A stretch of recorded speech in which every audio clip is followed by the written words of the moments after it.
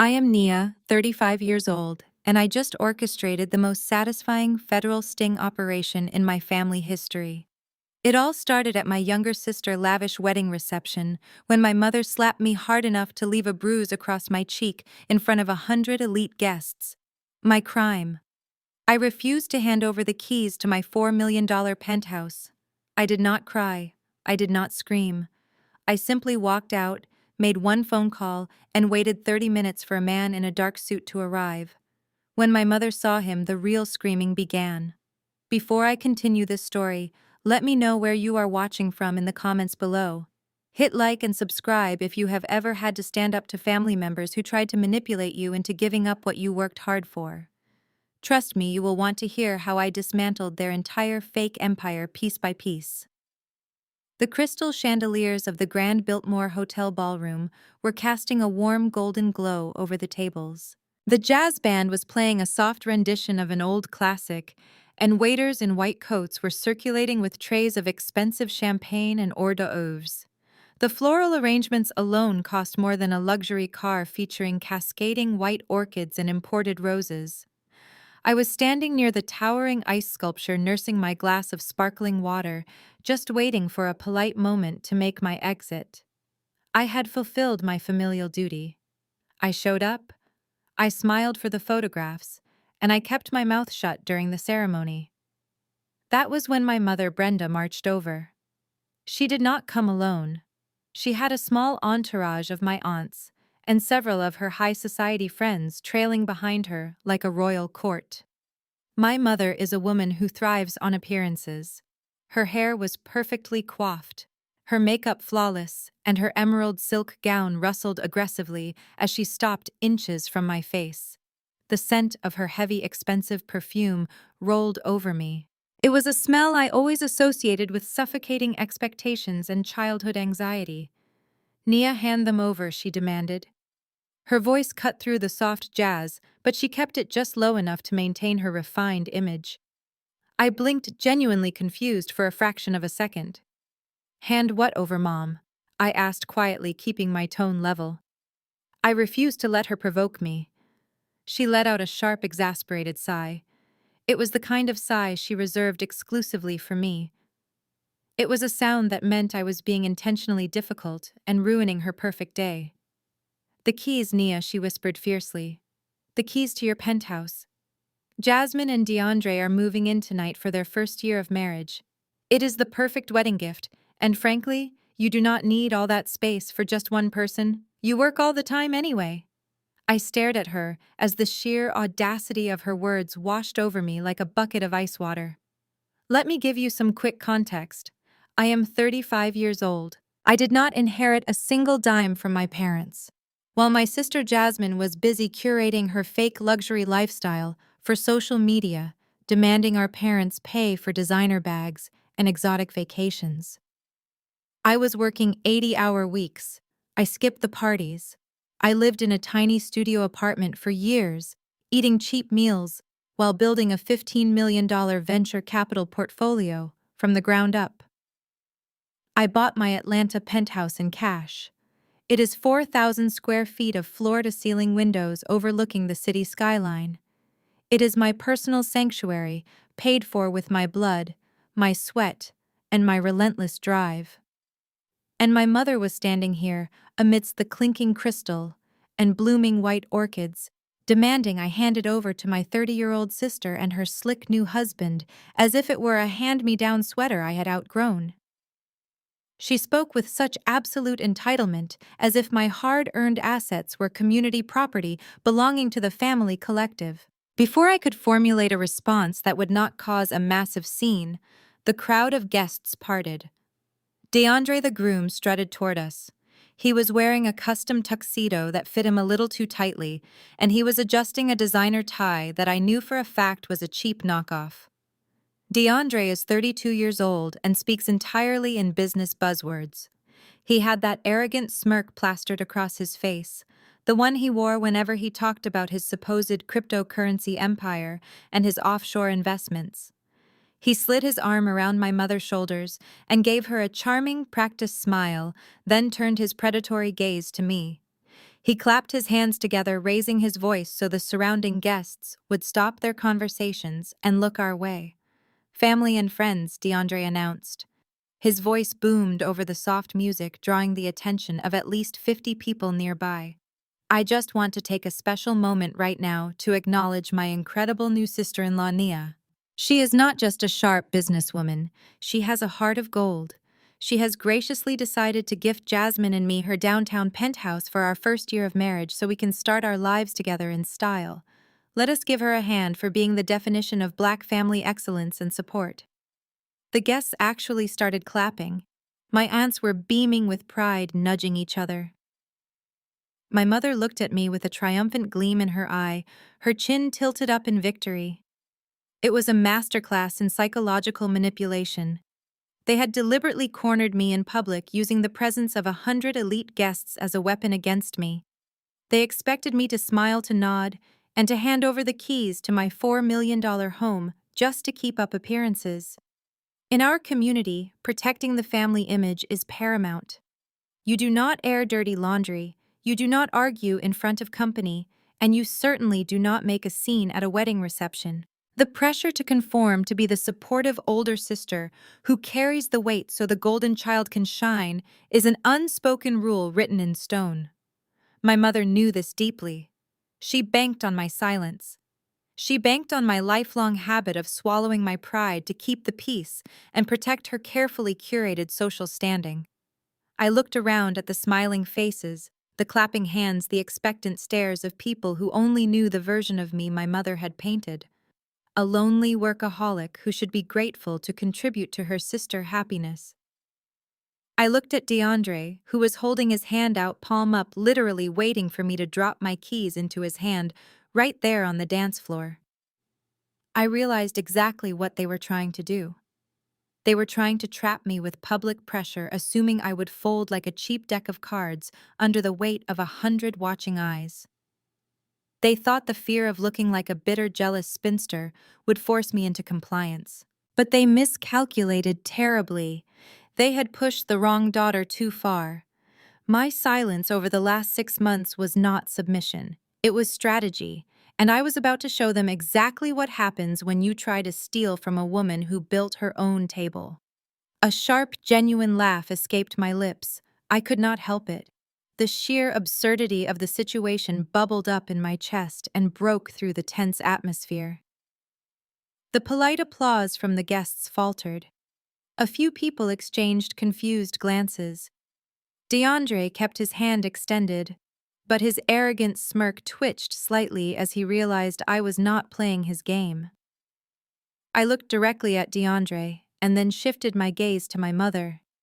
"No," I said clearly and loudly enough for the front row of tables to hear perfectly. "I am not gifting you my penthouse. I never agreed to that, and it is absolutely not happening under any circumstances." The silence that followed was heavy and immediate. The air in the room felt as thick as wet concrete. That was when Jasmine activated her absolute favorite weapon: tears. On cue, her lower lip began to tremble. She brought her perfectly manicured hands up to her face, being careful not to smudge her expensive makeup. She let out a soft, heartbroken sob that echoed throughout the quiet ballroom. She looked absolutely devastating in her $10,000 custom silk wedding gown. It was a dress I knew for a fact my parents had taken out a second mortgage to afford just so she could look wealthy online. Let me paint a very clear picture of my sister for you. Jasmine is 30 years old and proudly calls herself a luxury lifestyle influencer. What that actually means is that she spends her days unboxing designer items on camera, dining at Michelin-star restaurants, and posting perfectly edited photos from 5-star tropical resorts. What her thousands of followers do not know is that she has zero actual income. She has not held a paying job since she was 22 years old. Her entire curated aesthetic is completely reliant on my parents' enablement. They fund her delusions because Jasmine fits their narrative of the perfect, glamorous daughter. She is the trophy they show off to the community, while I was always just the workhorse who quietly paid the bills in the background. Jasmine leaned into DeAndre, burying her face in his white tuxedo jacket. "Why is she doing this to me, DeAndre?" She whimpered loudly enough for everyone to catch every word.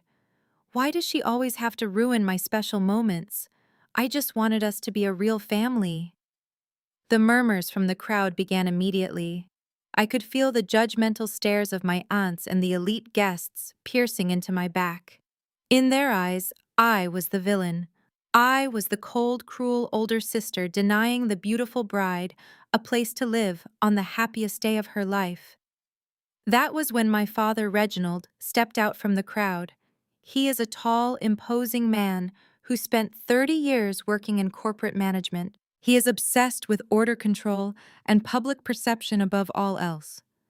He marched over to me, his face tight with barely controlled fury. He grabbed my arm. His grip was bruisingly tight, and he pulled me a few steps away from the center of the floor, attempting to handle me quietly. "What is wrong with you?" he hissed through gritted teeth, forcing a strained, fake smile for the onlookers who were still watching our every move. "You are embarrassing us in front of the entire community. Fix this right now. Smile, apologize to your sister, and hand over the keys. We will sort out the details tomorrow behind closed doors. You have plenty of money to buy another place, Nia. Do not be selfish on her wedding day."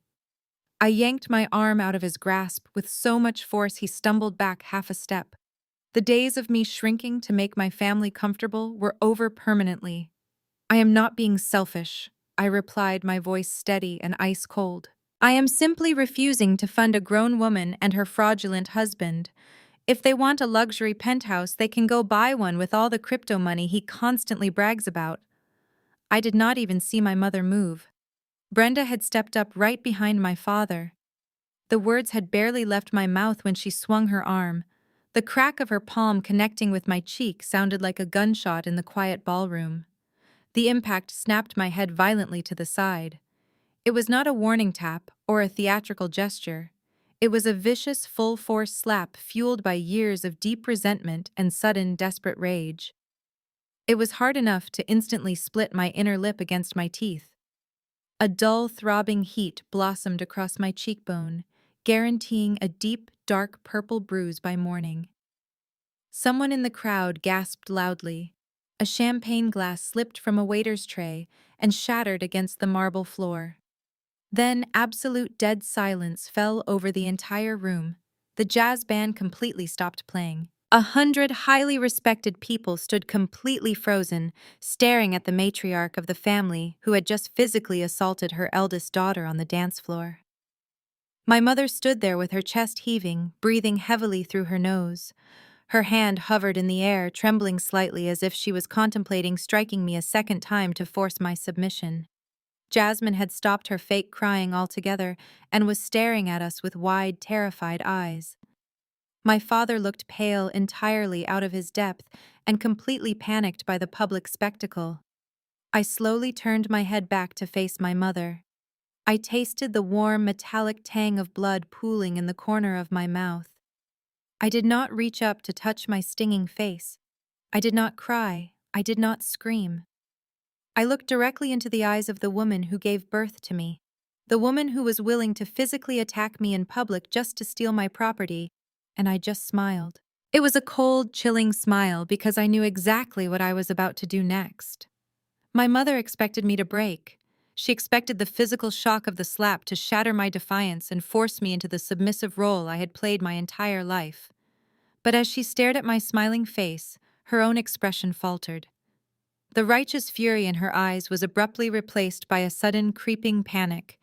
She realized in that fraction of a second that she had lost all control over me. I did not offer her a single word.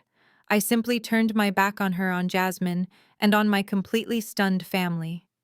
I walked away. The sound of my heels clicking against the polished marble floor echoed sharply in the silent ballroom. The crowd of elite guests parted for me, immediately stepping aside as if I were carrying a lit explosive. Nobody tried to stop me. Not my aunts, who were too busy clutching their pearls in shock. Not DeAndre, who was staring at me with his jaw clenched and his fake designer tie slightly askew. And certainly not my father, who was already rushing toward the stage, desperately gesturing for the jazz band to start playing music again to cover up the monumental scandal that had just unfolded on the dance floor. I pushed through the heavy gold-plated double doors of the ballroom and stepped out into the opulent lobby of the Grand Biltmore Hotel. The transition from the suffocating tension of the reception to the quiet emptiness of the lobby was incredibly jarring, but completely necessary. I walked past the massive crystal chandeliers and the velvet seating areas, feeling lighter with every single step I took. For the first time in 35 years, I was not carrying the heavy burden of my parents' impossible expectations. I was not the family bank account, and I was not the sacrificial lamb meant to be slaughtered on my sister altar of vanity. I was just Nia, and I was finally breaking the generational curse that had kept me bound to them. I pushed open the front glass doors, and the cool night breeze of Atlanta hit my skin. It felt wonderfully refreshing against my throbbing cheek, which was already radiating a dull, steady heat. The valet attendant, a young guy in a red vest, rushed over to me. He stopped short, taking one look at the rapidly darkening bruise forming on the side of my face, and his eyes went wide with concern. He asked if I was okay, and if I needed him to call for security or the police. I offered him a polite, reassuring smile and handed him my ticket, telling him I just needed my car brought around immediately. While he jogged off toward the parking lot, I reached into my designer clutch and pulled out my phone. My screen was already lighting up with a barrage of incoming text messages from my relatives who were undoubtedly trying to do immediate damage control or guilt-trip me for walking out. I did not even bother reading them. I swiped the notifications away, opened my contacts, and dialed a number I had quietly saved several weeks ago. It was not a friend. It was not a private investigator. It was a direct line to a man I had been coordinating with in absolute secrecy. The phone rang only once before he answered. He did not say hello. He just waited on the line for my absolute confirmation. "It is time," I said, my voice perfectly steady and completely void of any hesitation. "We have everyone in one room, just like we planned." The man on the other end gave a brief affirmative response, confirming his estimated time of arrival. I hung up the phone and slipped it back into my clutch. A deep, profound sense of calm washed over my entire body. The trap had been successfully sprung. The federal wheels were officially in motion, and there was absolutely nothing my mother, my father, or my fraudulent brother-in-law could do to stop the devastating avalanche that was heading straight for their front doors. Have you ever had a family member try to steal what you worked for just to keep up appearances? Drop a comment below and hit subscribe, because what happened 30 minutes later destroyed their entire fake empire. To understand why I made that call, you need to know what DeAndre actually brought to our family 6 months ago. 6 months before the wedding, my family hosted a Sunday dinner at my parents' house in a quiet, manicured suburb of Atlanta. It was supposed to be a casual evening to finally meet the man Jasmine had been raving about for weeks. I arrived early, helping my father set the dining room table, while my mother fussed over a massive pot roast in the kitchen. The atmosphere was surprisingly peaceful, until the loud, obnoxious roar of a high-performance engine shattered the quiet suburban street. I walked over to the front window and pulled back the curtain. A pristine white Bentley Continental pulled up to the curb, parking right in front of the house. The doors opened, and Jasmine stepped out first, looking like she was walking a red carpet in a skin-tight designer dress that was entirely inappropriate for a Sunday family dinner. Then DeAndre emerged from the driver's side. From the moment his Italian leather loafers hit the pavement, he was projecting an image. He wore a fitted tailored suit jacket over a crisp black t-shirt adorned with a massive gold chain. But the centerpiece of his entire ensemble was the chunky gold Rolex on his wrist. He made sure to gesture widely as he walked up the driveway, ensuring the watch caught the late afternoon sun. My mother practically shoved me out of the way to open the front door. Her face split into a massive, welcoming grin that I had not seen aimed at me in over a decade. "Welcome to our home, DeAndre," my mother gushed, pulling him into a tight embrace as if he were a returning war hero. Jasmine has told us absolutely everything about you. We are just so thrilled to finally have a real businessman joining the family. I stood in the entryway wearing a simple, unbranded cashmere sweater and tailored trousers. I had literally just closed a $3 million seed round for a tech startup the previous Friday, but my mother had barely offered me a nod of acknowledgement when I walked in. DeAndre, on the other hand, was being treated like royalty simply for pulling up in a luxury vehicle. My father, Reginald, stepped forward and shook DeAndre's hand with a level of deep respect he usually reserved for his corporate bosses. "Come on in, son," my father said, clapping him on the shoulder. "Let us get you a drink. I want to hear all about this cryptocurrency empire you are building." We moved into the dining room, and the stark contrast in treatment only intensified. My mother had prepared a feast. Pot roast, baked macaroni and cheese, candied yams, and collard greens. She had brought out the fine china and the crystal glasses. It was a spread she had not cooked for my college graduation or for the day I launched my venture capital firm. But for a man she had known for exactly 5 minutes, she was pulling out all the stops. Once we were seated, DeAndre immediately took control of the conversation. He did not ask my parents about their lives. He did not ask me a single question. He just held court, treating the dining table like his personal stage. He talked loudly and fast, using a dizzying array of financial buzzwords that were clearly meant to confuse and impress my parents. He spoke about decentralized finance blockchain ecosystems, disruptive paradigms, and offshore tax havens in the Cayman Islands. "I am telling you," Mr. Reginald DeAndre said, leaning back in his chair and swirling his glass of bourbon. "Traditional banking is dead. The stock market is for dinosaurs. My firm is generating triple-digit returns for our private investors because we understand the algorithm. We are not just participating in the market, we are dictating it." My parents were completely mesmerized. They nodded along as if he were preaching gospel. I sat quietly at the opposite end of the table, taking small bites of my food and listening closely. In my line of work, I meet brilliant founders and financial innovators every single day. I know what real wealth sounds like. Real wealth is quiet. It is analytical.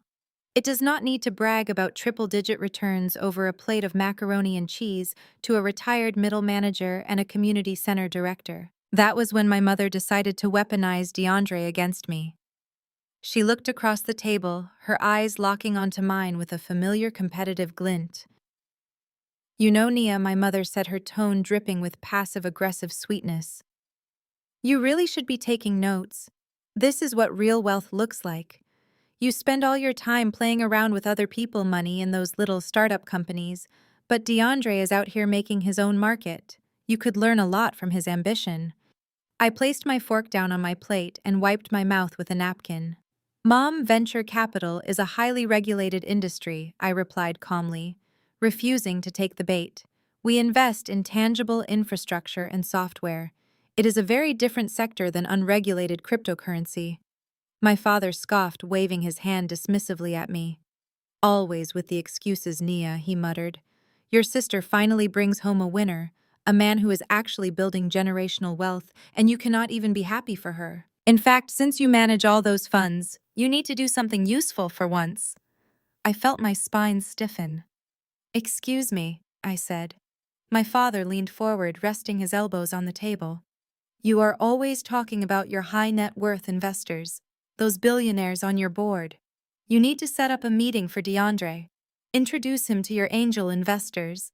Let him pitch his crypto firm to them. It is the least you can do to support your future brother-in-law and elevate this family." The audacity of the demand hung in the air. I had spent 10 years building my reputation in the fiercely competitive world of venture capital. My investors trusted me because my due diligence was flawless. I did not just hand over the contacts of billionaires to anyone, especially not a man who was throwing around buzzwords like confetti. I looked directly at DeAndre. "If you want to pitch to my board," I said, measuring every word carefully, You will need to submit your audited financials, a complete breakdown of your asset under management, and your Know Your Customer compliance protocols. Send those to my assistant, and we will see if you pass the initial screening. DeAndre's smile faltered for a fraction of a second. His eyes narrowed, but he quickly recovered, masking his irritation with a loud, condescending laugh. He reached over and patted Jasmine's hand. "Oh, Nia," he chuckled, shaking his head as if I were a naive child. "You are still thinking like old money. The new economy moves too fast for audited financials and red tape. By the time your board finishes their paperwork, my investors have already doubled their portfolios." "But it is okay. I do not need your little contacts. I was just trying to bring your people in on the ground floor."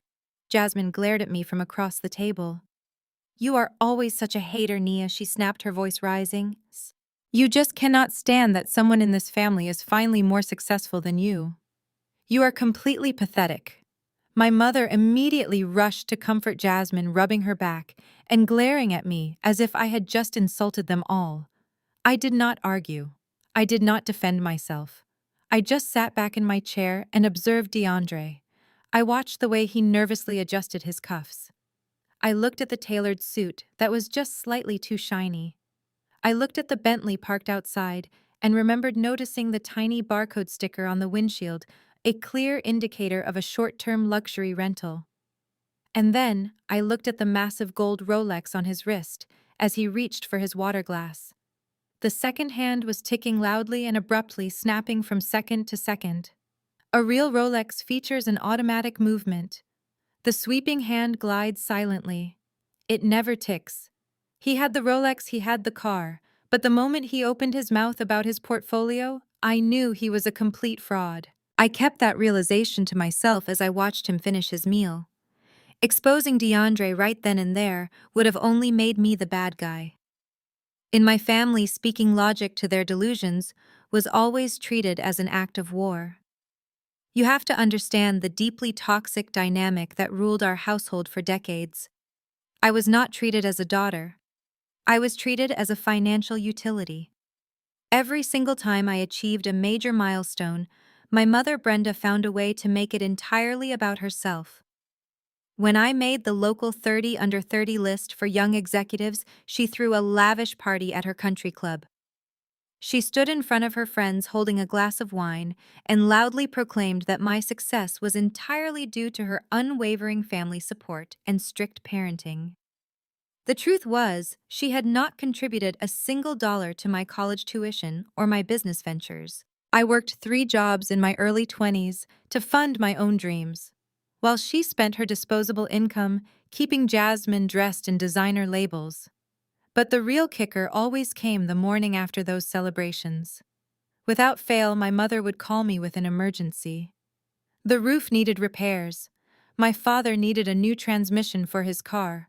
Or most often, Jasmine was behind on her luxury apartment rent again. These requests were never presented as gifts. They were always framed as temporary loans. But in the 10 years I had been acting as their personal bank, I had never seen a single dime paid back. I was expected to unconditionally fund Jasmine and her fake influencer lifestyle, because according to my mother, it was an investment in her brand. Things escalated exactly 3 weeks after that Sunday dinner. I was working from my home office when my front door chimed. I had given my mother a spare key for emergencies years ago, which was a mistake I deeply regretted. She walked in unannounced with Jasmine trailing right behind her. Jasmine was holding her left hand up to her face, staring at a massive sparkling rock on her ring finger. DeAndre proposed. Jasmine shrieked the moment she saw me. She shoved her hand into my face. The diamond was huge, but looking closely at the cut, and the way the light refracted, I immediately suspected it was moissanite or cubic zirconia. I smiled politely and offered my congratulations anyway. "We are not just here to show you the ring," my mother interrupted, dropping her designer handbag onto my kitchen island. "We are here to talk about the engagement trip. Jasmine and DeAndre need to celebrate properly. It is crucial for her social media following." Jasmine pulled out her phone and started scrolling through saved photos of luxury cabanas and first-class airplane cabins. DeAndre and I have decided on Dubai, she announced without looking up. We want to stay at the Burj Al Arab. We need you to cover the flights and the hotel suite. Consider it your engagement gift to us. I already checked the prices, and it comes out to around $35,000. I can text you the booking links right now. I stared at her, completely stunned by the sheer brazenness of the demand. $35,000 for a vacation? I took a deep breath, keeping my voice perfectly level. Jasmine, I am not paying $35,000 for you and a man you have known for less than 6 months to take a vacation to Dubai. That is absolutely out of the question. Jasmine lowered her phone, her mouth dropping open in exaggerated shock. What do you mean you are not paying? You make that much money in a week, Nia. You can easily afford it. DeAndre said you would be happy to do it since he is bringing so much value to our family. DeAndre is not bringing value, I replied sharply, losing a fraction of my patience. He is bringing buzzwords. And even if he was a billionaire, my bank account is not your personal travel fund.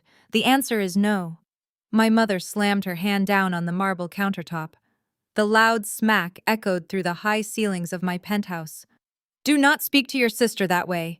Brenda snapped, her eyes flashing with anger. Jasmine finally found a wonderful, successful man who wants to marry her and give her the world. The least you can do is support her. But no, you always have to be so difficult. I am not being difficult, Mom. I am being financially responsible. If DeAndre is so wealthy, he can pay for his own engagement trip. That is exactly your problem, Nia. My mother spat, her voice dripping with pure venom. You are so obsessed with money that you have lost all your humanity. You are just bitter. You are sitting up here in this massive empty apartment all by yourself at 35 years old with no man and no prospects. You are jealous because your younger sister is beautiful. She is in love and she is moving forward with her life, while you are just a lonely spinster playing on your computer all day. You cannot stand to see her happy. The words were meant to cut me to the bone. That was Brenda's favorite tactic. Whenever she could not manipulate me financially, she attacked my personal life, gaslighting me into believing that my independence was actually a tragic flaw. She wanted me to feel so insecure, so broken, and so desperate for her approval that I would pull out my checkbook just to prove her wrong. She wanted me to buy her love. Jasmine chimed right in, crossing her arms and looking at me with absolute pity. It is really sad, Nia. I thought you would want to be part of my joy, but I guess misery really does love company. Come on, Mom, let us go. We do not need her toxic energy ruining my special day. DeAndre will just pay for it himself out of his offshore accounts. They turned around and marched out of my apartment, slamming the heavy front door behind them. The silence returned to my home, heavy and thick. I stood in my kitchen listening to the faint hum of the refrigerator. Any other daughter might have broken down crying. Any other daughter might have chased after them, apologizing and offering to pay half just to stop the cruel insults. But I was not any other daughter, and I was completely immune to their emotional blackmail. I poured myself a glass of iced water, took a long sip, and walked calmly back to my home office. I sat down in my leather chair and woke up my computer monitors. I let them leave my house thinking they had won the argument. I let my mother feel victorious in her vicious insults, and I let Jasmine believe her fake reality was secure. But behind the scenes, I was not crying over being called a jealous spinster. I was opening a secure, encrypted channel to my lead corporate investigator. I typed out a quick message attaching DeAndre's full name and the license plate number of the rented Bentley he had driven to Sunday dinner. He had the Rolex, he had the car, but the moment he opened his mouth about his portfolio, I knew he was a complete fraud, and I was already running a deep background check on my future brother-in-law. 2 weeks after my mother and sister stormed out of my penthouse, the official engagement dinner took place. It was held at one of the most exclusive and ridiculously expensive steakhouses in the affluent Buckhead district of Atlanta. This was the kind of establishment where the lighting was kept intentionally dim, the leather booths swallowed you whole, and the menus handed to the guests did not have any prices printed on them. I arrived exactly on time, stepping out of my car and walking into the private dining room my parents had reserved. From the moment we sat down, DeAndre took complete control of the evening. He did not bother asking my parents what they wanted to eat or drink. He simply snapped his fingers to summon the headwaiter and began ordering with aggressive arrogance. He asked the sommelier for 3 bottles of vintage champagne that I knew from experience cost at least $800 each. He ordered the grand seafood tower overflowing with lobster tails and imported caviar. For the main courses, he insisted everyone get the dry-aged Wagyu tomahawk steaks along with every premium side dish on the menu. He was putting on a massive theatrical performance of wealth, and my parents were his captive, adoring audience. Throughout the dinner, Jasmine kept thrusting her left hand into the air, making sure the dim restaurant lighting caught the facets of her ring. DeAndre held court loudly, dominating the conversation with more of his empty cryptocurrency buzzwords. He talked about acquiring new servers, scaling his blockchain infrastructure, and flying out to private islands for exclusive investor summits. My father, Reginald, hung on to every single word, nodding seriously, as if he were receiving a masterclass in modern economics. My mother, Brenda, spent the entire 2 hours making pointed comments directed at me. She would take a sip of her champagne, look at my quiet demeanor, and loudly declare how wonderful it was that Jasmine had found a real provider. She kept saying it was a blessing to have a man who knew how to treat a woman to the finer things in life, implying as always that my independence was a miserable substitute for a rich husband. I just sat there cutting my steak and drinking my sparkling water. I did not engage. I knew exactly what DeAndre was doing. He was ordering the most expensive items in the building to cement his image as a high-rolling billionaire. But as the plates were cleared and the dessert plates were pushed away, I felt a familiar tension settling in my stomach. I had seen this exact scenario play out with my family 100 times before, just never on this massive financial scale. The waiter approached the table carrying a sleek black leather folder. He stepped naturally toward DeAndre, the man who had loudly ordered every premium item on the menu, and gently placed the check right next to his elbow. I watched DeAndre carefully. He did not immediately reach for the folder. He let it sit there while he finished telling a story about a supposed yacht party in Miami. Finally, when the silence at the table stretched a little too long, he casually flipped the leather cover open. I saw his eyes scan the bottom line. The total was over $4,000. Then began the most predictable and pathetic performance I had ever witnessed. DeAndre reached into the inside pocket of his tailored suit jacket. He frowned. He patted his chest. He checked his left pants pocket, then his right. His fake Rolex gleamed under the chandelier as he let out a loud, exaggerated sigh of frustration. "Man, I cannot believe this," DeAndre said, shaking his head and looking around the table with a perfectly crafted expression of innocent disbelief. "I left my platinum card in my other suit jacket. The valet has the Bentley parked down the block and my cash is in the glove compartment. This is so embarrassing, Mr. Reginald. I completely forgot to switch my wallet over after my meetings today." Jasmine immediately pouted, her lower lip trembling slightly. "Oh no, baby," she cooed, rubbing his arm. "That is okay.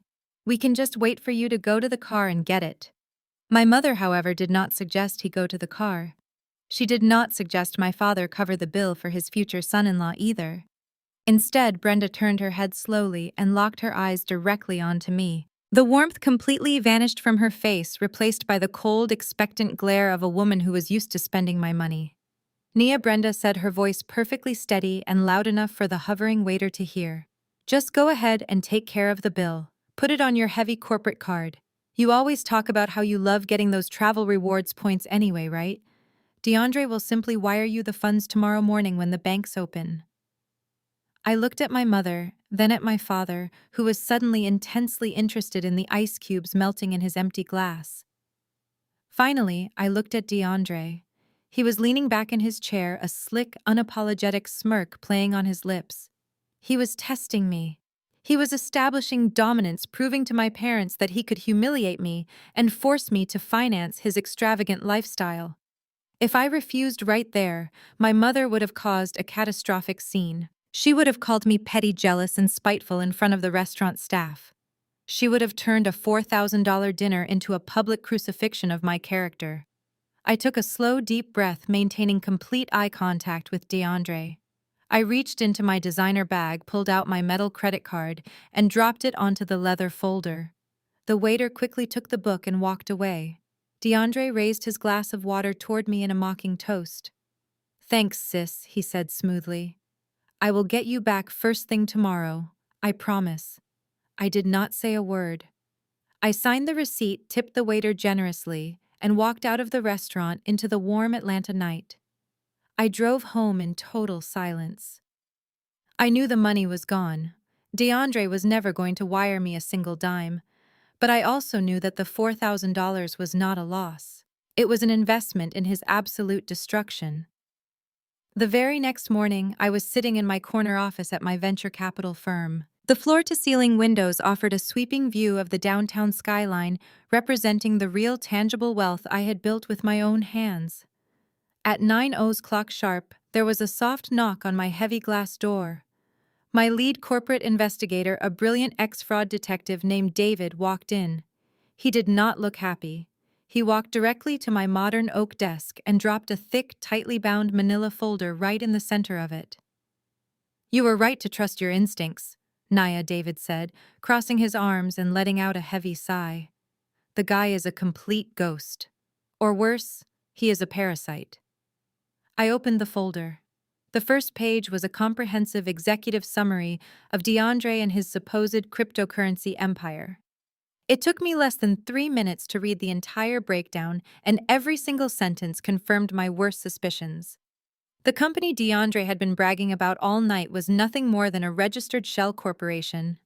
It did not have a high-tech headquarters. It was legally registered to a cheap post office box inside a rundown strip mall in Delaware.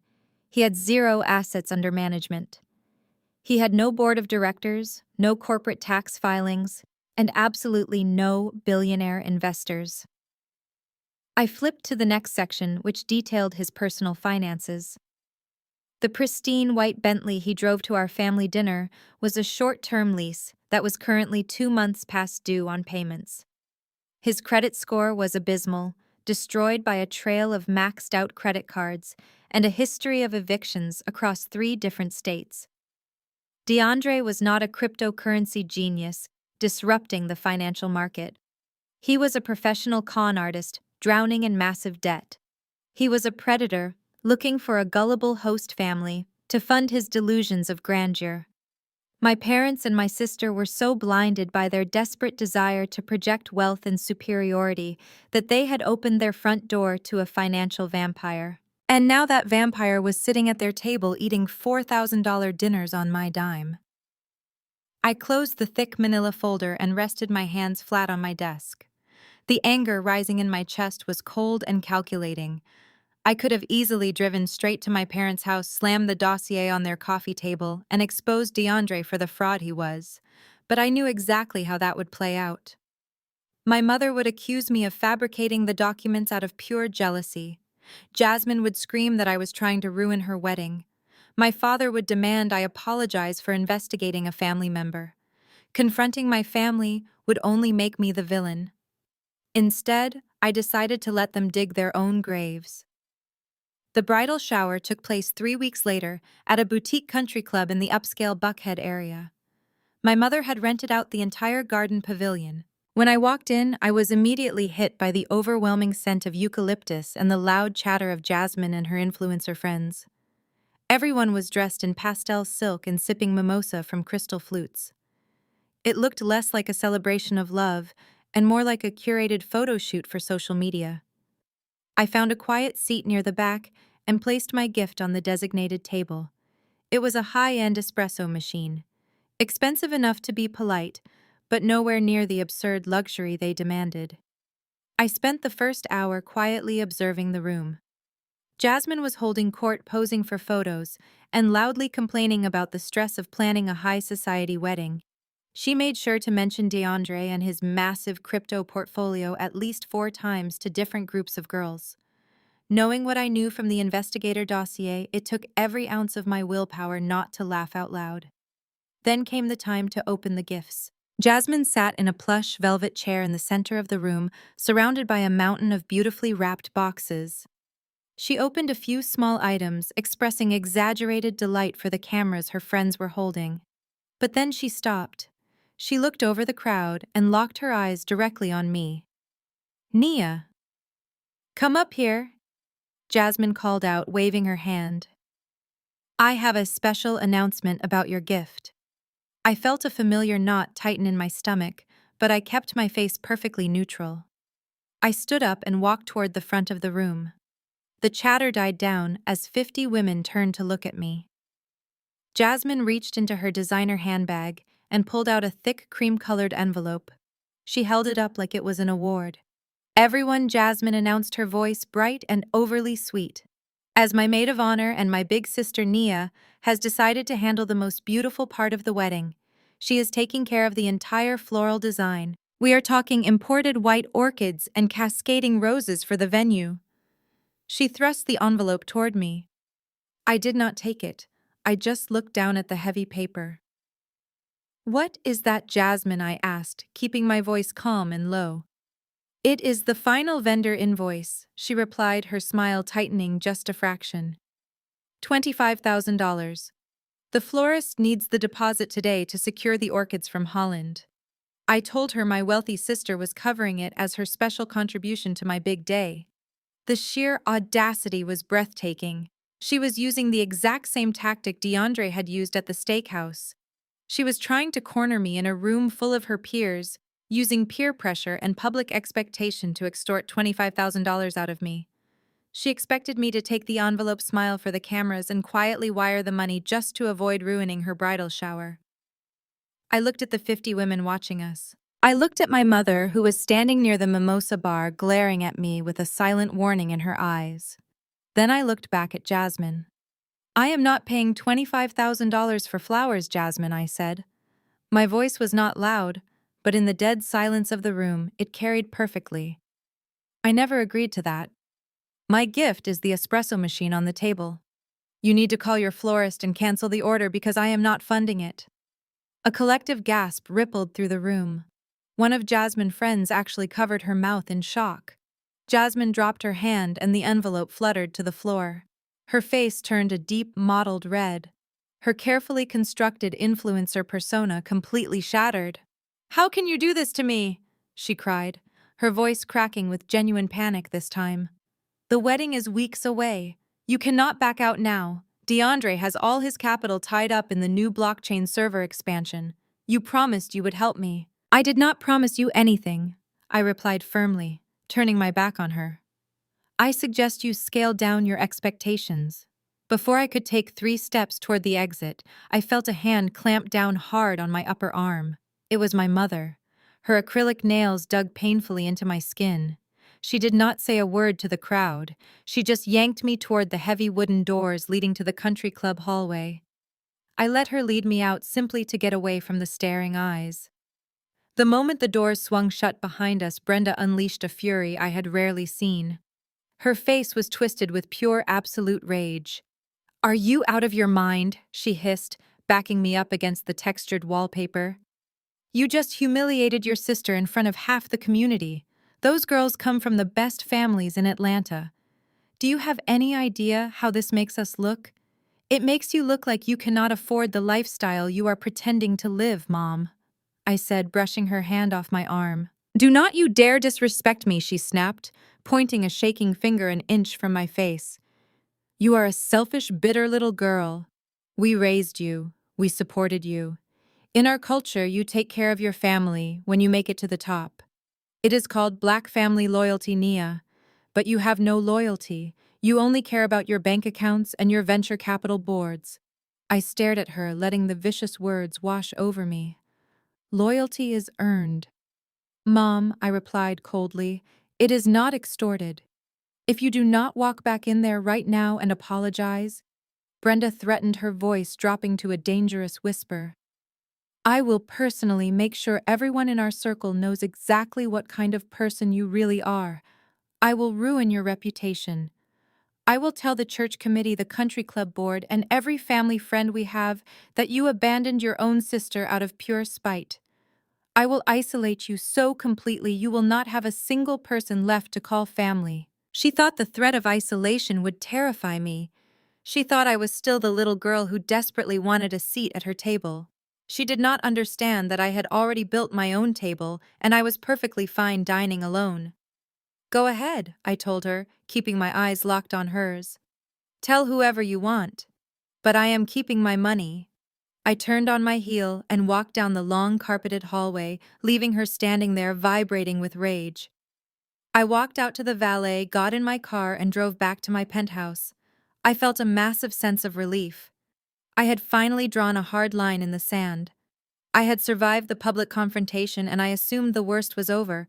I thought the floral argument was the end of it until I got a notification from Equifax 2 days later. 2 days after the disaster at the country club, I was sitting in my home office reviewing quarterly reports for my venture capital firm. My phone buzzed on the desk. It was an automated text message from my credit monitoring service. I opened the application, expecting it to be a routine update on my credit score. Instead, a bright red banner flashed across the top of the screen. It was a fraud alert, notifying me of a hard credit inquiry. Someone had just attempted to open a $50,000 personal line of credit using my social security number. The lender was a high-interest digital bank known for approving large personal loans quickly. My heart pounded in my chest as I clicked through the alert details. The application had been submitted online just 20 minutes prior. It used my legal name, my social security number, and my exact date of birth. But the contact email address was a newly created account, and the physical mailing address listed on the application was my parents' house. The realization hit me like a physical blow. Brenda. My mother had actually done it. When I refused to pay for the $25,000 floral arrangement, she did not just get angry, she decided to steal the money directly from my financial identity. I remembered back when I was 18 years old moving out to go to college. My mother had insisted on keeping a file with my original birth certificate and social security card, claiming it was for safekeeping. I had memorized the number and eventually ordered replacement documents for myself, but I never demanded the originals back. She had kept that number written down in her lockbox for 17 years, and now she was weaponizing it to fund Jasmine and DeAndre. A wave of profound disgust washed over me. In our community, there is a deeply ingrained expectation that successful children will take care of their parents. But this was not asking for help with a medical bill or a mortgage payment.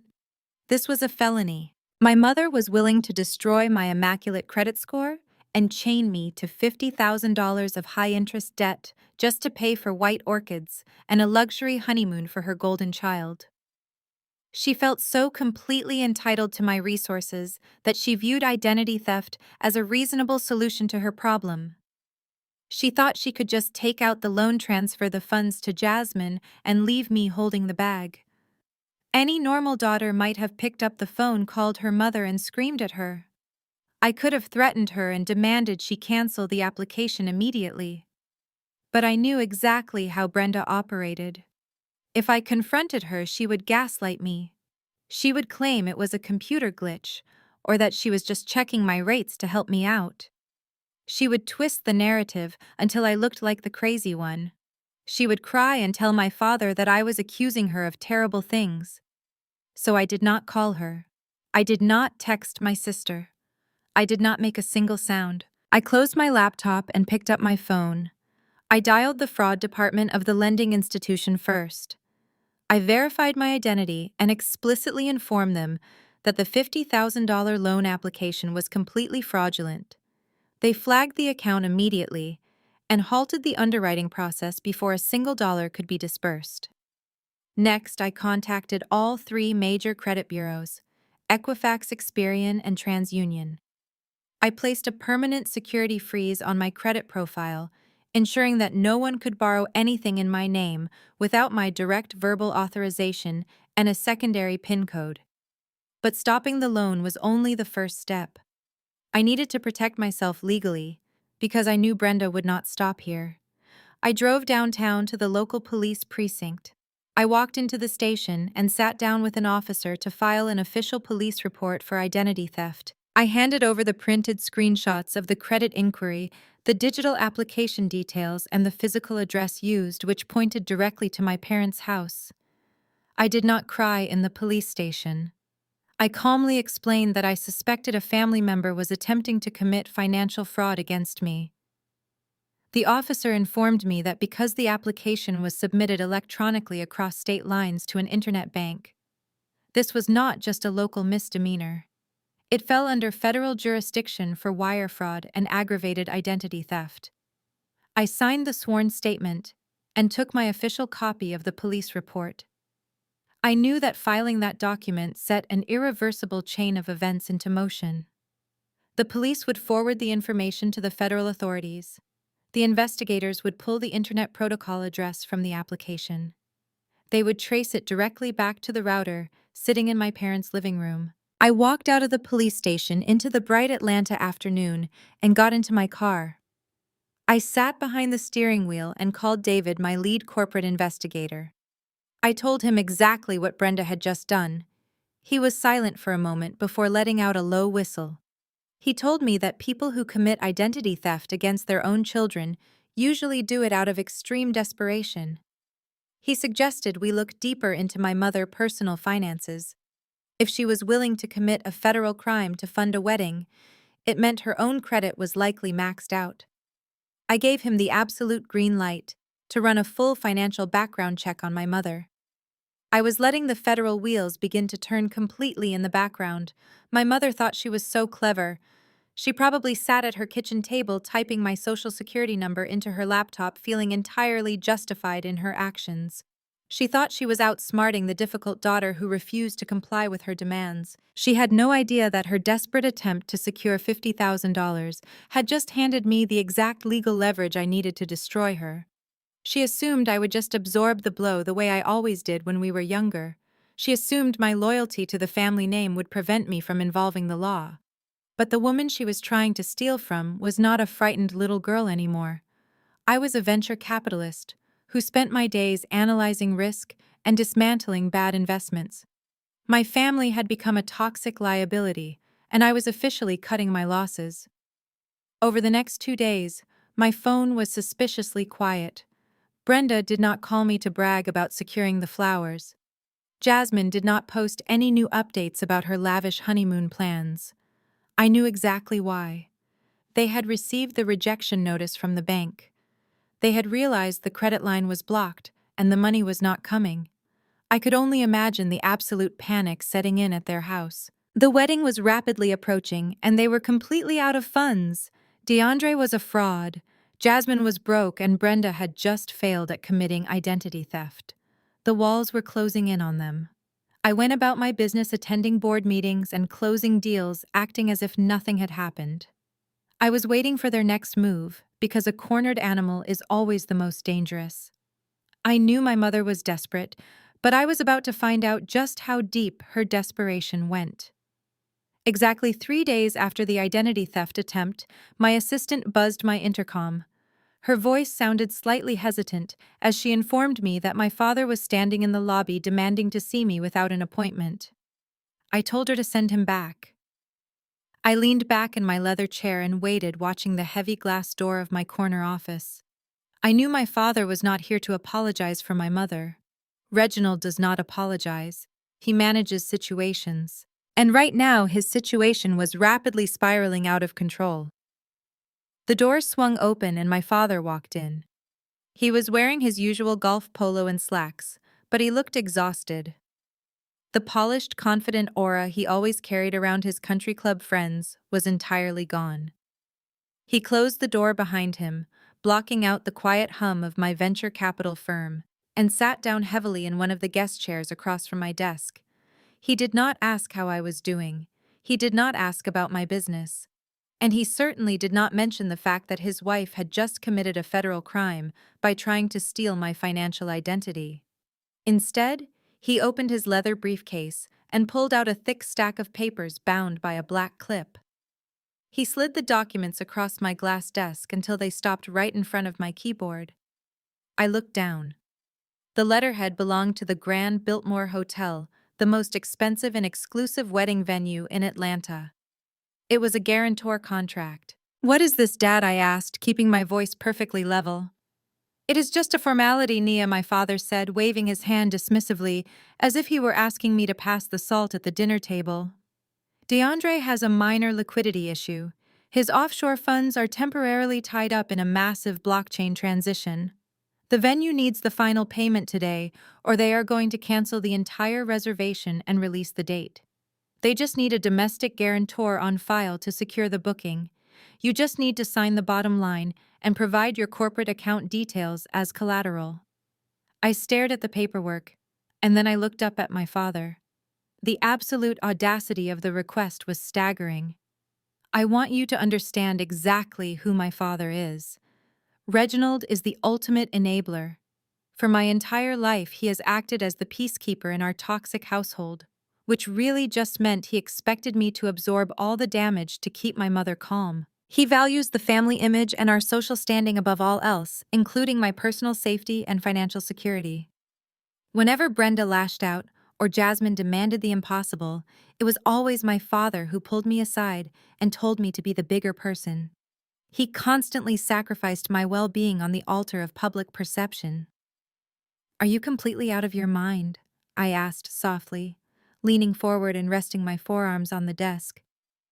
"You came to my office after what Mom tried to do 2 days ago, to ask me to co-sign a financial contract for a man who is actively lying to you." My father stiffened, his jaw clenching. "I do not want to hear your dramatic accusations, Nia. Your mother made a simple mistake online. She was trying to check some pre-approval rates to help you out and the system flagged it. You are blowing things entirely out of proportion by locking your credit down. It was incredibly embarrassing for her." "She committed wire fraud, Dad," I corrected him, my voice sharp and unwavering.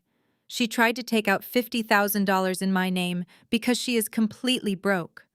And now you are sitting here asking me to guarantee a wedding venue that costs tens of thousands of dollars. Why do not you guarantee it yourself?" "I cannot," he snapped, his frustration finally breaking through his composed facade. "Our liquid assets are currently allocated elsewhere." "Allocated elsewhere," I repeated, letting out a short, humorless laugh. "You mean you maxed out your credit cards paying for Jasmine designer dresses and DeAndre fake influencer lifestyle? You do not have the money. DeAndre does not have the money, and you expect me to put my venture capital firm on the line so you do not have to cancel a party. Listen to me," my father said, leaning forward and pointing a stern finger at me. He was using his deep, authoritative voice, the one he used to terrify me when I was a teenager. "You are going to sign this contract today. The wedding invitations have already been sent out to every prominent family in our church and our country club. If this wedding gets canceled because the venue did not get paid, we will be the laughingstock of the entire community. Jasmine will be devastated. Your mother will never recover from the humiliation. This is your family, Nia. You have a duty to protect our name." I looked at the man sitting across from me. He was terrified. Not terrified of losing me, but terrified of looking poor in front of his friends. He knew deep down that DeAndre was a fraud. He had to know. A man who spent 30 years in corporate management does not just blindly believe that a billionaire cannot pay a hotel bill because of a blockchain transition. But Reginald was in too deep. He had already bragged to all his golfing buddies about his wealthy new son-in-law. Admitting the truth now meant admitting he had been conned. He would rather force his own daughter into massive debt than face a bruised ego. I reached out and picked up the contract. I flipped through the pages, noting the staggering final balance due. It was well over $80,000. My father watched me expectantly, believing that his paternal command had finally worked. He thought I was reading the terms before signing. "I am not signing this," I said, dropping the papers back onto the glass desk. "And I am not giving you a single dollar." My father's face turned a dark shade of red. He slammed his hand down on the armrest of his chair. "You selfish, ungrateful little girl," he shouted, his voice echoing in the quiet office. "We gave you everything. We provided the foundation for your success. If you do not sign that paper right now, you are no longer a part of this family. Do you hear me? I will disown you myself. You will not be welcome in my home, and you will not be welcome at that wedding. You cannot afford that wedding, I replied, maintaining absolute eye contact. And you cannot afford to threaten me. DeAndre is broke, Dad. He drives a rented car and his business is registered to a post office box in a strip mall. I had him investigated. He is a parasite. If you sign anything with him, you will lose your pension. I am trying to save you from yourselves, but I will not set myself on fire to keep your fake image warm. Take your paperwork and leave my office. Reginald stood up so fast, his chair rolled backward and hit the glass wall. He snatched the contract off my desk and shoved it violently into his briefcase.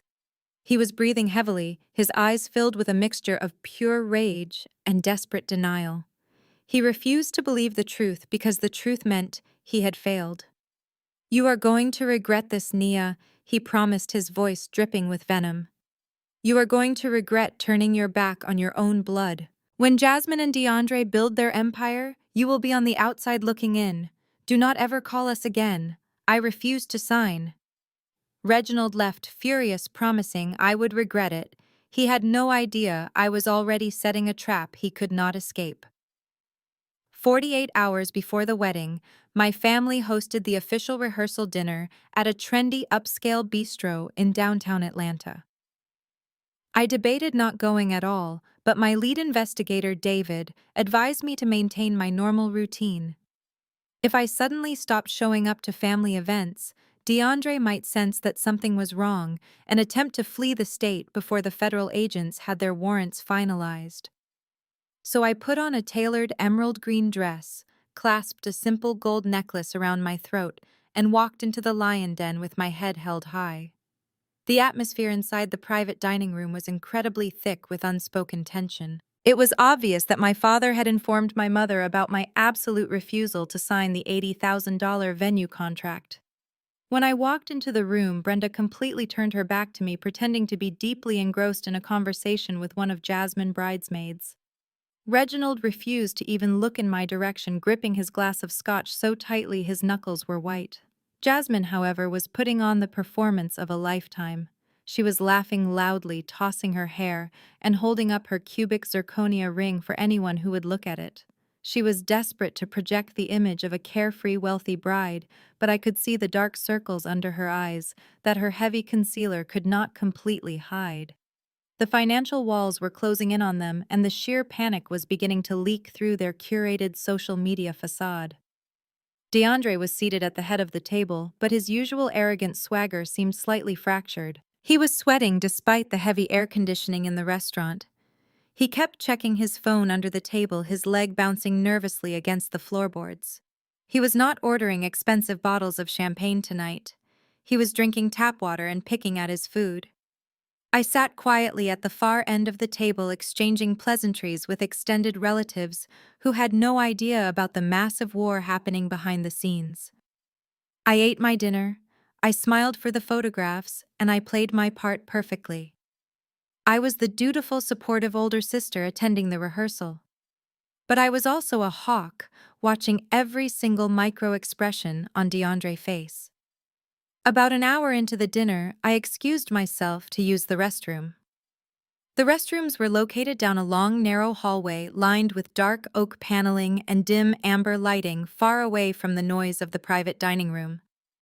I washed my hands, checked my lipstick in the mirror, and took a deep breath. I was exhausted from the constant psychological warfare, but I knew the finish line was only 2 days away. When I pushed the restroom door open and stepped back into the hallway, my path was completely blocked. DeAndre was standing there, leaning against the dark oak wall with his arms crossed over his chest. The charming fake smile he wore for my parents was completely gone. His face was hard, his eyes dark and desperate. "We need to talk, Nia," he said, his voice dropping the polished business tone and adopting something much more raw and threatening. I stopped a few feet away from him, keeping a safe distance. "We have nothing to talk about, DeAndre," I replied, my voice perfectly calm. "I made my position very clear to your future father-in-law. I am not signing any contracts for you. DeAndre pushed himself off the wall and took a slow, deliberate step toward me. The heavy scent of his cheap cologne mixed with stale sweat hit my nose. You think you are so smart? He sneered, pointing a finger at me. You think because you sit in a fancy glass office you can just look down on me. I know you refused to sign the venue contract. I know you blocked the credit application your mother tried to push through. So you admit you are completely broke, I stated, simply maintaining absolute eye contact. You admit this entire billionaire crypto king persona is a lie. His jaw clenched so hard a muscle feathered in his cheek. I am dealing with a temporary cash flow bottleneck, he hissed, refusing to drop the delusion entirely. But my investors are getting impatient. They need to see that I have tangible backing in this city. They need physical collateral to bridge the gap until my offshore accounts clear. I stared at him, realizing exactly what he was saying. When he said investors, he did not mean venture capitalists or board members. Men who wear fake Rolexes and drive overdue rental cars do not have corporate investors. They have loan sharks. He owed money to very dangerous people, and those people were demanding payment. That sounds like a personal problem, DeAndre, I told him. It has absolutely nothing to do with me. Now step aside and let me walk back to the dining room. He did not move. Instead, he took another step forward, closing the distance between us until he was looming directly over me. He placed his large hands flat against the wall on either side of my shoulders, trapping me in the narrow space. It was a classic intimidation tactic designed to make me feel small and physically vulnerable. You are going to listen to me very carefully, he whispered, his voice trembling with a mixture of rage and sheer panic. Tomorrow morning you are going to call your lawyers. You are going to draft a quitclaim deed for your downtown penthouse, and you are going to sign the property over to me and Jasmine. I will use the deed to secure the funding I need to keep my people happy. Once my account's clear, I will transfer the property back to you. I actually let out a short, genuine laugh. You want me to give you the deed to my $4 million home so you can hand it over to loan sharks? I asked, shaking my head. You are completely delusional. His eyes flashed with sudden, violent anger. Do not laugh at me. He spat, his face inches from mine. You have no idea who you are dealing with, Nia. The people I owe money to do not play by corporate rules. They do not send strongly worded emails. If I do not give them collateral before this wedding, they are going to come looking for it. And I know exactly where your little venture capital firm is located. I know where you live. I know people who can make your life incredibly difficult. People who can make sure you never close another business deal in this city again. He was explicitly threatening my safety and my business. He was trying to terrorize me into signing away my life savings to cover his fraudulent debts. Any other woman might have panicked. Any other woman might have agreed just to get out of that dimly lit hallway safely. But I did not flinch. I looked him dead in the eye and let the silence stretch between us. I wanted him to feel the absolute void of fear in my response. Are you threatening me, DeAndre? I asked, my voice dropping to a cold, hard whisper. Are you threatening to send criminals to my home if I do not give you my property? I am telling you to be a good sister, he replied, a nasty smirk creeping back onto his face as he thought he had finally gained the upper hand. I am telling you to protect your family, because if you do not cooperate, things are going to get very ugly for everyone. Now go back to that table, smile at your mother, and get that paperwork ready for tomorrow. He pushed himself away from the wall, violently adjusting the lapels of his suit jacket. He gave me one last look of absolute disgust before turning his back and walking down the hallway toward the dining room, confident that he had just terrified a helpless woman into submission. I stood in the hallway alone, the amber light casting long shadows against the oak panels. I took a deep breath, letting the adrenaline slowly recede from my veins. DeAndre thought he had just won the ultimate victory.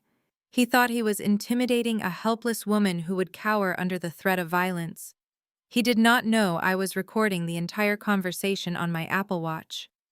I walked out of the bistro and handed my valet ticket to the attendant. The night air was thick with Atlanta humidity, but I felt remarkably cold and hyper-focused. The valet brought my car around. I tipped him, got into the driver's seat, locked the heavy doors, and immediately opened the voice memo application on my Apple Watch. I pressed play. DeAndre's voice filled the quiet, insulated cabin of my car. His threats were crystal clear. His admission of needing physical collateral to keep his people happy was captured in perfect, high-definition audio. I tapped the screen and forwarded the encrypted file directly to David, my lead corporate investigator, with a simple text message. Listen to this immediately and find out exactly who he owes money to. I did not drive home right away. I sat in the parking lot with the engine running, watching the warm lights of the restaurant glowing against the dark street. Inside that building, my sister was laughing, drinking champagne, and celebrating her upcoming union with a man who had just threatened to send criminals to my home. I wondered for a brief moment if Jasmine knew. I wondered if she was a willing accomplice to his fraud, or just a desperate casualty of her own vanity. Given her relentless demands for luxury, I realized it did not actually matter. Her obsession with aesthetics had completely blinded her to reality. My phone rang less than 30 minutes later. It was David. He had already run the audio file through his forensic software to enhance the vocal clarity and ensure it was admissible in court. He then cross-referenced the specific phrases DeAndre used with known underground lending networks operating in the metropolitan area. David is a former federal agent who specializes in tracking dark money. It did not take him long to connect the dots, and the results were terrifying. "Nia, you need to hire private security tonight," David said, his voice stripped of its usual calm demeanor. "This guy is not just dealing with credit card debt or unpaid car leases." David explained that DeAndre had borrowed over $200,000 from a highly organized syndicate of unregulated private lenders. These were not traditional banks or even standard hard money lenders.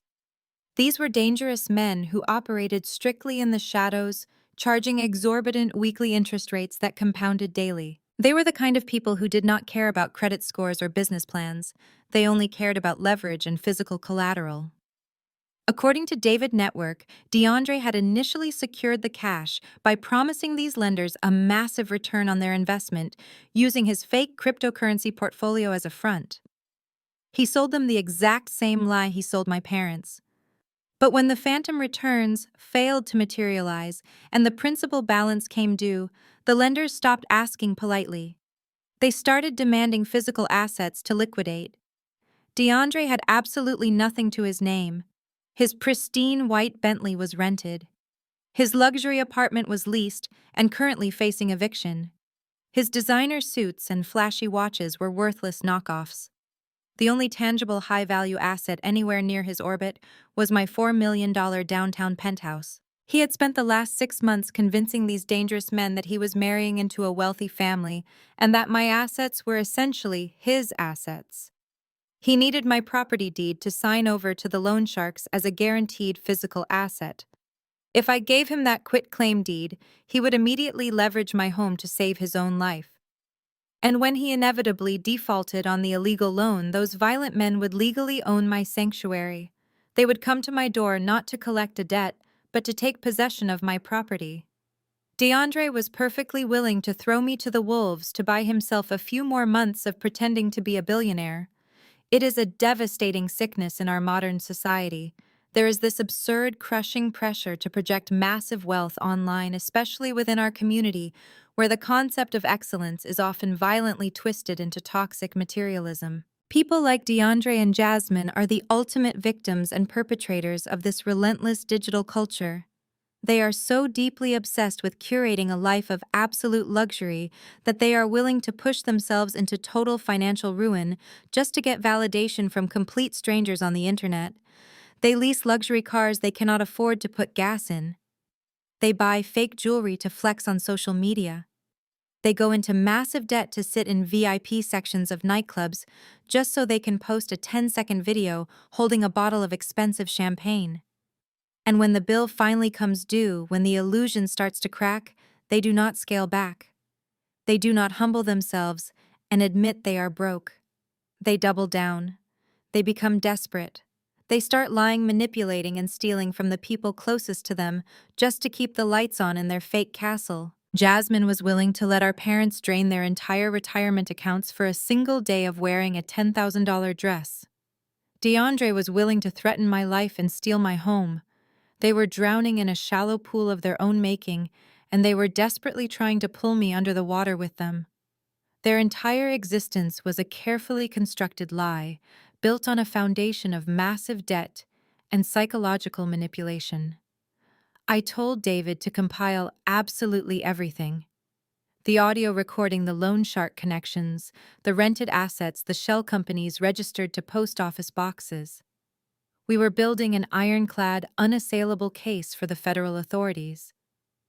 I wanted DeAndre locked away in a federal penitentiary where he could not defraud or threaten anyone else ever again. I felt a cold sense of absolute resolve. But as David was tracking the flow of the very little actual money DeAndre had moving through his various accounts, he noticed a strange, glaring anomaly. He paused our phone conversation, his fingers typing rapidly on his keyboard. He told me he was looking at the deposit history for the wedding planner Jasmine had hired. The planner was a high-end celebrity event coordinator who demanded a minimum of $150,000 upfront before she would even book a venue or order a single flower. I knew my father did not have that kind of liquid cash available. I knew DeAndre was completely broke and borrowing from criminals. And I had personally blocked my mother from taking out the $50,000 loan in my name just days prior. The math was completely wrong. The money had to come from somewhere. So where did the money come from? I asked David, my voice echoing in the quiet car. David sent me a secure document while we were still on the phone. It was a digital wire transfer receipt. $150,000 had been deposited into the wedding planner business account exactly 3 days ago. But the money did not come from my parents' personal bank account. It did not come from DeAndre offshore cryptocurrency funds.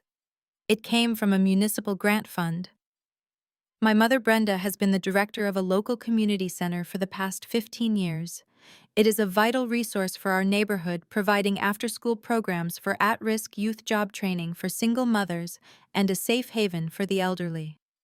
She always paraded her position around our social circles as proof of her unwavering dedication to the community.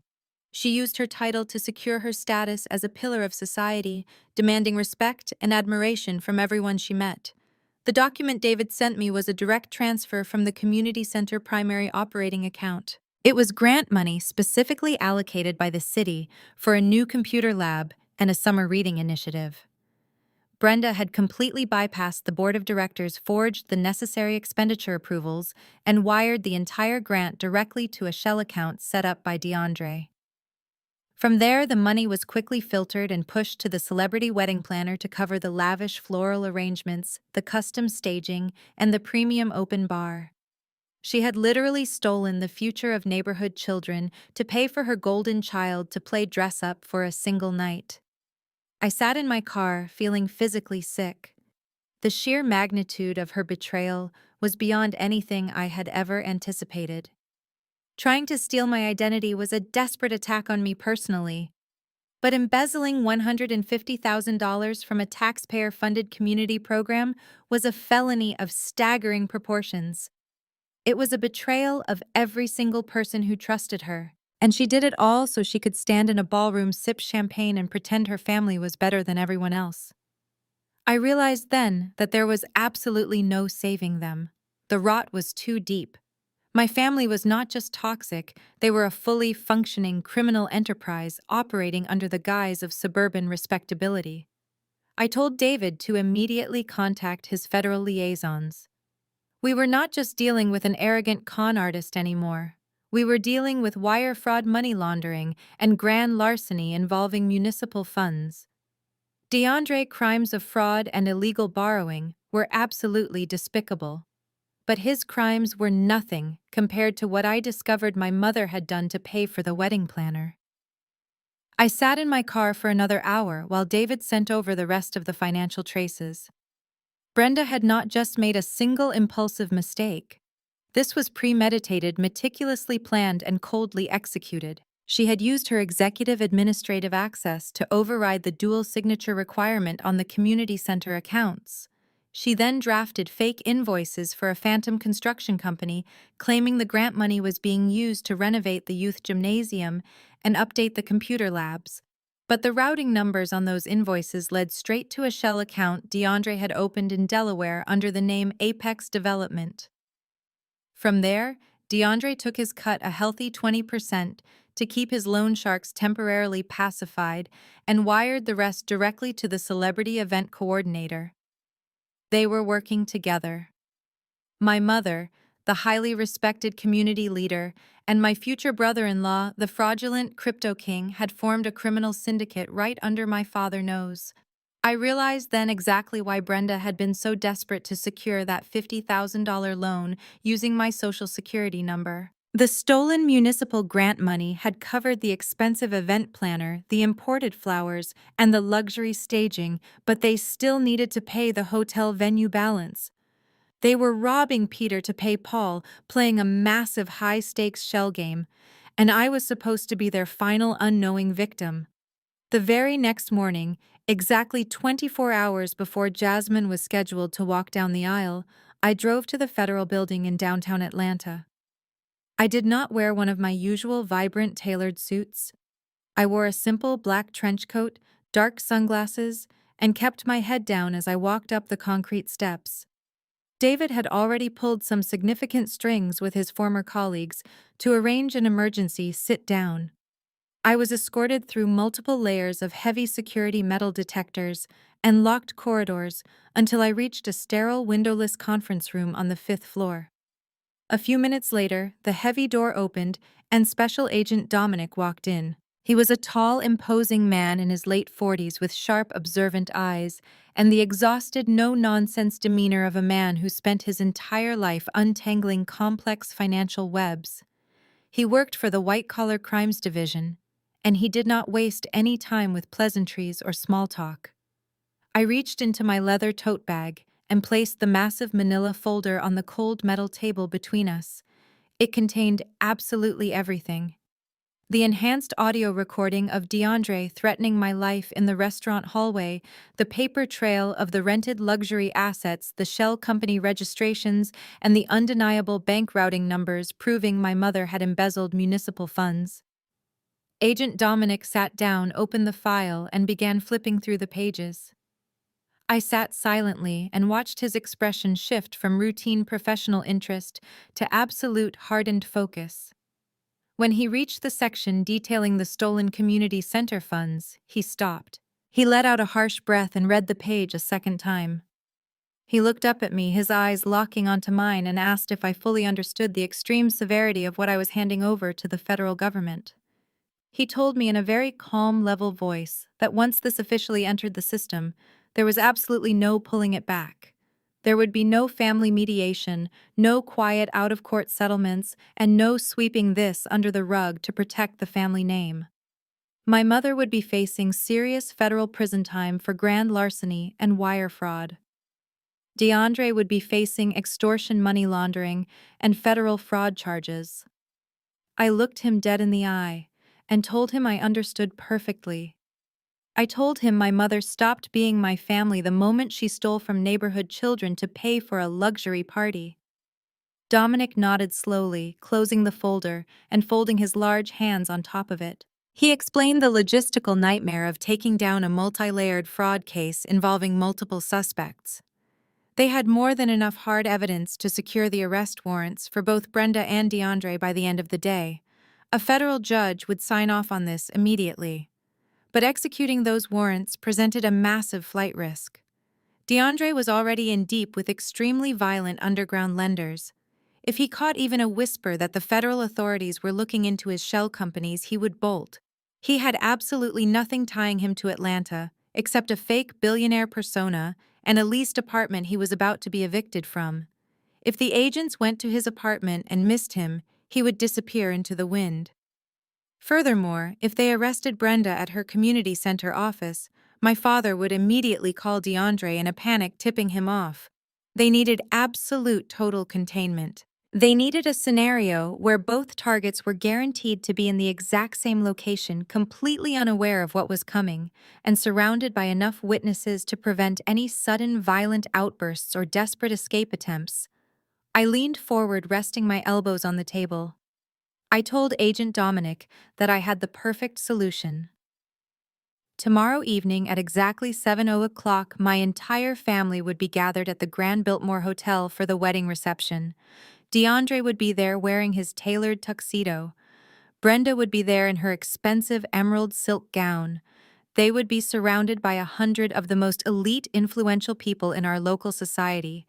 They would be drinking expensive champagne, posing for professional photographs, and completely intoxicated by their own false sense of superiority and success. It was the ultimate trap. There were only two main exits from the grand ballroom, and the valet parking structure was a completely enclosed concrete grid. They would have nowhere to run and nowhere to hide. Agent Dominic stared at me for a moment before a slow, tight smile spread across his face. He agreed. It was a bold move, but tactically it was perfectly sound. He pulled a digital tablet out of his briefcase and pulled up a structural map of the Grand Biltmore Hotel. We spent the next hour meticulously charting the entry points and coordinating the timing. He told me he would have a team of plainclothes undercover agents positioned in the hotel lobby and local police units securing the perimeter of the building by 6:30 in the evening. But there was one crucial detail left. Dominic needed someone on the inside. He needed someone to visually confirm that both targets were physically present in the ballroom before his tactical team breached the heavy doors. He needed an absolute visual confirmation to prevent a massive public relations disaster just in case DeAndre got cold feet and failed to show up. I volunteered without a single second of hesitation. I told him I would attend the wedding exactly as planned. I would put on my dress, I would smile for the cameras, and I would play my part flawlessly. I would endure whatever passive-aggressive insults my family threw at me throughout the day, and when the time was absolutely right, I would step outside the ballroom and make the phone call to signal his team. Dominic asked if I was worried about my own physical safety being in the room when the raid happened. I told him the only thing I was worried about was missing the look on their faces when the federal agents walked through those doors. I walked out of the federal building an hour later feeling an incredible surge of power and absolute clarity. For 35 years, I had been the scapegoat. I had been the punching bag, the endless ATM, and the silent, obedient daughter who was expected to absorb their toxic behavior to protect a fake image. But as I stepped into the bright, warm Atlanta sunlight, I was none of those things anymore. I was the quiet architect of their total downfall. The wedding wasn't going to be a celebration. It was going to be a federal sting operation. The morning of the wedding arrived with a thick, humid heat that settled heavily over the city of Atlanta. I woke up in the quiet sanctuary of my penthouse, poured myself a cup of black coffee, and stood by the floor-to-ceiling windows watching the sunrise. I felt incredibly calm. There was no anxiety, no guilt, and no lingering sense of familial obligation. Today was the day the generational curse would finally be broken. I took a long shower, put on my oversized silk robe, and called for a private car to take me to the Grand Biltmore Hotel. When I pushed open the double doors to the executive bridal suite, I was instantly hit by a wall of chaotic noise and the overwhelming scent of expensive hairspray and mimosas. The suite was massive, featuring panoramic views of the downtown skyline, plush velvet seating, and crystal chandeliers. There were at least 5 professional hair and makeup artists rushing around, carrying ring lights and expensive cosmetic cases. Empty bottles of premium champagne were scattered across the marble countertops, alongside trays of imported pastries and fresh fruit. It looked exactly like a scene out of a reality television show about the ultra-wealthy. But as I stood in the doorway taking it all in, my stomach turned. I was not looking at luxury. I was looking at a crime scene. Every single makeup brush, every sip of champagne, and every silk robe in this room was paid for by the stolen futures of the children at my mother community center. I had barely taken 2 steps into the suite before the passive-aggressive microaggressions began. My Aunt Denise, my younger sister, practically intercepted me near the doorway. She was already dressed in her tailored mother of the bride adjacent outfit, holding a half-empty champagne flute. "Nia, you finally made it," Aunt Denise said, offering me a tight, painfully fake smile. "Your mother was starting to worry you might not show up at all after all the unnecessary stress you have put her through this week. She has been an absolute wreck trying to pull this beautiful day together without your support. It is a shame you could not just put your pride aside for your own sister." I did not defend myself. I did not mention the identity theft, the illegal loans, or the federal authorities waiting in the wings. I just offered Aunt Denise a polite, vacant smile and kept walking. I made my way to the styling chairs where the other bridesmaids were gathered. Jasmine had chosen women who were exactly like her. Women who cared more about their Instagram aesthetics than their actual bank accounts. Monica and Simone were sitting in the styling chairs getting their hair curled. They watched me walk up in my simple silk robe and immediately exchanged knowing glances. "Nia, it is so good to see you," Monica cooed, her voice dripping with artificial sweetness. "We were just talking about how incredibly brave you are for coming to a high-profile wedding like this, completely single. I mean, I respect your hustle, but I could never focus so much on my career that I forgot to build a personal life. It must be so lonely up in that big penthouse all by yourself." Simone chimed right in, nodding sympathetically. "Exactly. But you know, some women are just built for the boardroom and not the bedroom. You have that intense corporate energy. It is probably very intimidating for most men." They giggled, clinking their glasses together. I poured myself a glass of sparkling water and leaned against the vanity. I let their insults slide right off my back because their opinions were entirely irrelevant. They were just parroting the lies Brenda had fed them. My mother was sitting just a few feet away, getting her makeup professionally contoured. She did not even turn her head to acknowledge my presence. Instead, she spoke loudly to her makeup artist, making sure her voice carried across the room. "It is just so exhausting raising a daughter who refuses to embrace family values." Brenda sighed dramatically, closing her eyes as the artist applied her eyeshadow. "You give them everything, you sacrifice your own happiness to build a foundation for them, and they just turn out cold and selfish.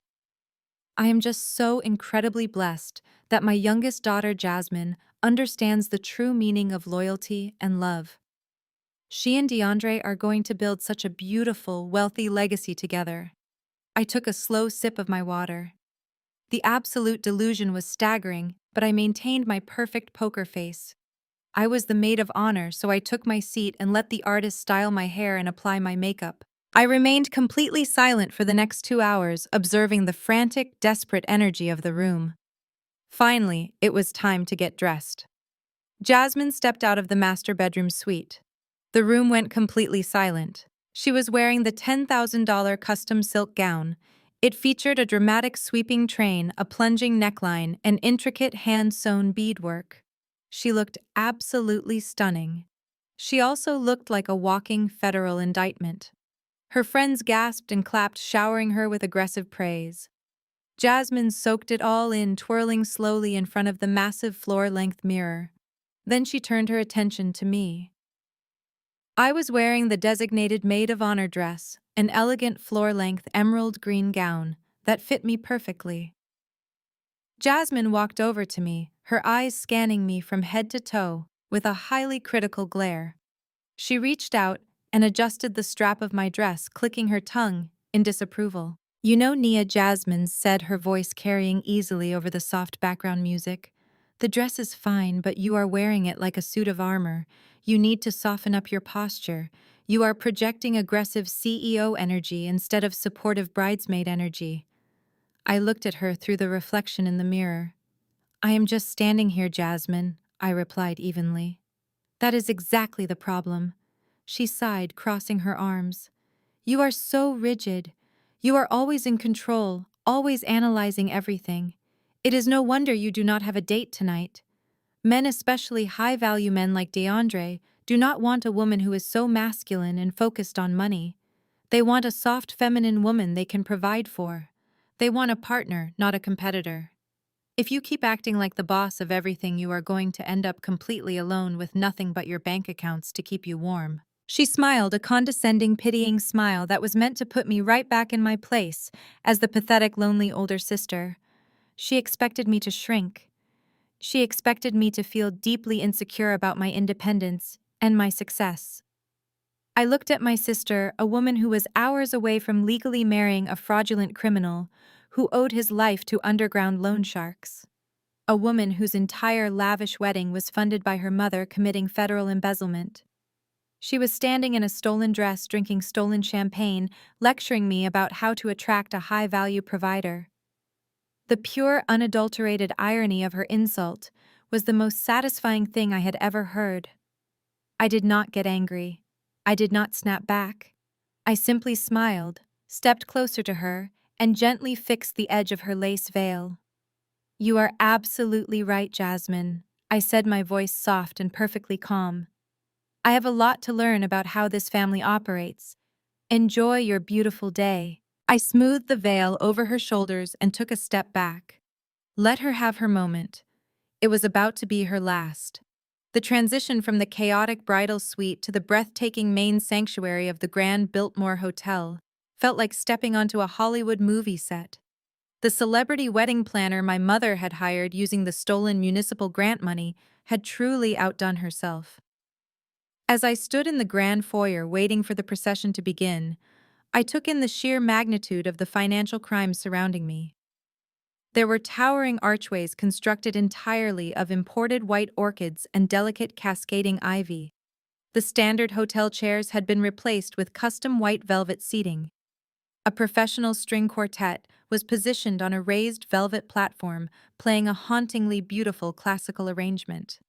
Soft amber lighting was perfectly calibrated to cast a warm, romantic glow over the faces of the 100 elite guests who were taking their seats. Every single detail screamed limitless wealth. Every single detail was completely paid for by the after-school programs and summer reading initiatives of the children in my mother community center.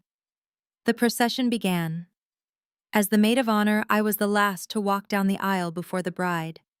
I stepped through the massive oak doors and began my slow, measured pace down the white silk runner. I kept my posture perfectly straight and my expression entirely neutral. I looked out over the sea of faces. I saw the prominent members of our church, the local politicians my mother aggressively networked with, and the wealthy country club families she was so desperate to impress. They were all watching me with polite smiles, completely oblivious to the fact that they were attending a fully funded crime scene. I reached the front and took my place on the slightly elevated altar. Then the string quartet shifted their melody to the traditional bridal chorus. The heavy oak doors at the back of the sanctuary swung open and Jasmine appeared. She walked down the aisle with my father Reginald linking their arms. My father had his chest puffed out, projecting the image of the proud, wealthy patriarch, giving away his precious daughter to a billionaire tycoon. Jasmine was beaming, working the room perfectly. She paused just long enough at certain intervals to ensure the 3 different professional videographers captured her best angles, but the real performance was happening right across from me. I looked over at DeAndre. He was standing at the center of the altar, wearing his tight custom tuxedo. The moment Jasmine appeared at the back of the room, DeAndre brought a perfectly manicured hand up to his face. He squeezed his eyes shut and let out a visibly shaking breath. Then the fake tears began to fall. He reached into his pocket, pulled out a monogrammed silk handkerchief, and dabbed at his eyes. It was a masterclass in absolute hypocrisy. He looked like a man completely overwhelmed by the profound blessing of true love. The guests in the front rows began murmuring, collectively touched by his emotional display. My mother Brenda, who was sitting in the front pew directly below me, immediately started dabbing her own eyes, making absolute sure the nearest camera operator was recording her maternal tears. I stood there holding Jasmine's heavy floral bouquet, feeling a cold knot of disgust tighten in my chest. I was looking at a man who just 48 hours ago had cornered me in a dark hallway and threatened to send violent loan sharks to my home. and now he was standing in a house of God crying performative tears to secure his fraudulent marriage. When my father handed Jasmine over to DeAndre, the officiant asked the congregation and the bridal party to take their seats for the opening prayer and the extended scripture readings. This was my moment. Instead of sitting in the designated front row chair next to the other bridesmaids, I handed the bouquet to Monica. I gave the celebrity wedding planner a subtle, reassuring nod, pretending I needed to check on a logistical issue with the reception doors. I quietly stepped off the altar and walked silently down the side aisle, slipping into an empty velvet chair in the very back row of the sanctuary. I positioned myself completely in the shadows of a massive orchid arrangement. It gave me a perfect, unobstructed tactical view of the entire room, the altar, and the only two exit doors. The officiant began the ceremony. It was almost unbearable to listen to. He spoke in a booming theatrical voice about the absolute necessity of building a marriage on a foundation of unshakable truth. He quoted scriptures about honesty, integrity, and the dangers of building a house on shifting sand. I watched my mother nod along to the sermon, her hands clasped piously in her lap. She was sitting there listening to a sermon about honesty while carrying the secret of a $150,000 felony embezzlement in her designer handbag. Then came the vows. They had chosen to write their own, which only amplified the absurdity of the entire spectacle. DeAndre went first. He held Jasmine's hands, looked deeply into her eyes, and spoke directly into the lapel microphone, so his voice echoed perfectly through the massive room. Jasmine, he began, his voice thick with fake emotion. From the moment I met you, I knew you were my greatest asset. I promised to be your rock. I promised to provide for you, to build our empire, and to shield you from the harsh realities of the world. We are going to disrupt the future together. I give you my heart and my unwavering loyalty. He could not even write wedding vows without slipping in his ridiculous cryptocurrency buzzwords. He promised to provide for her while actively planning to steal my property to pay off his underground debts. Jasmine went next. Her voice was breathy and highly dramatic. DeAndre, you are my king, she whispered, leaning closer to the microphone. You have given me a life I only ever dreamed of. You treat me like royalty, and I promise to stand by your side as we conquer the world. I trust you with my life and my future. She looked utterly triumphant. She genuinely believed she had won the ultimate prize. She believed she was securing a lifetime of luxury private jets and endless social media content. She had no idea she was legally binding herself to a man who did not even own the suit he was standing in. I tuned out the rest of the vows. I reached into my clutch and pulled out my Apple Watch. The digital display glowing faintly in the dim romantic lighting read 6:45. We were exactly 15 minutes away from the reception. The timing was aligning perfectly. I pulled out my phone, keeping it shielded behind the heavy printed ceremony program in my lap.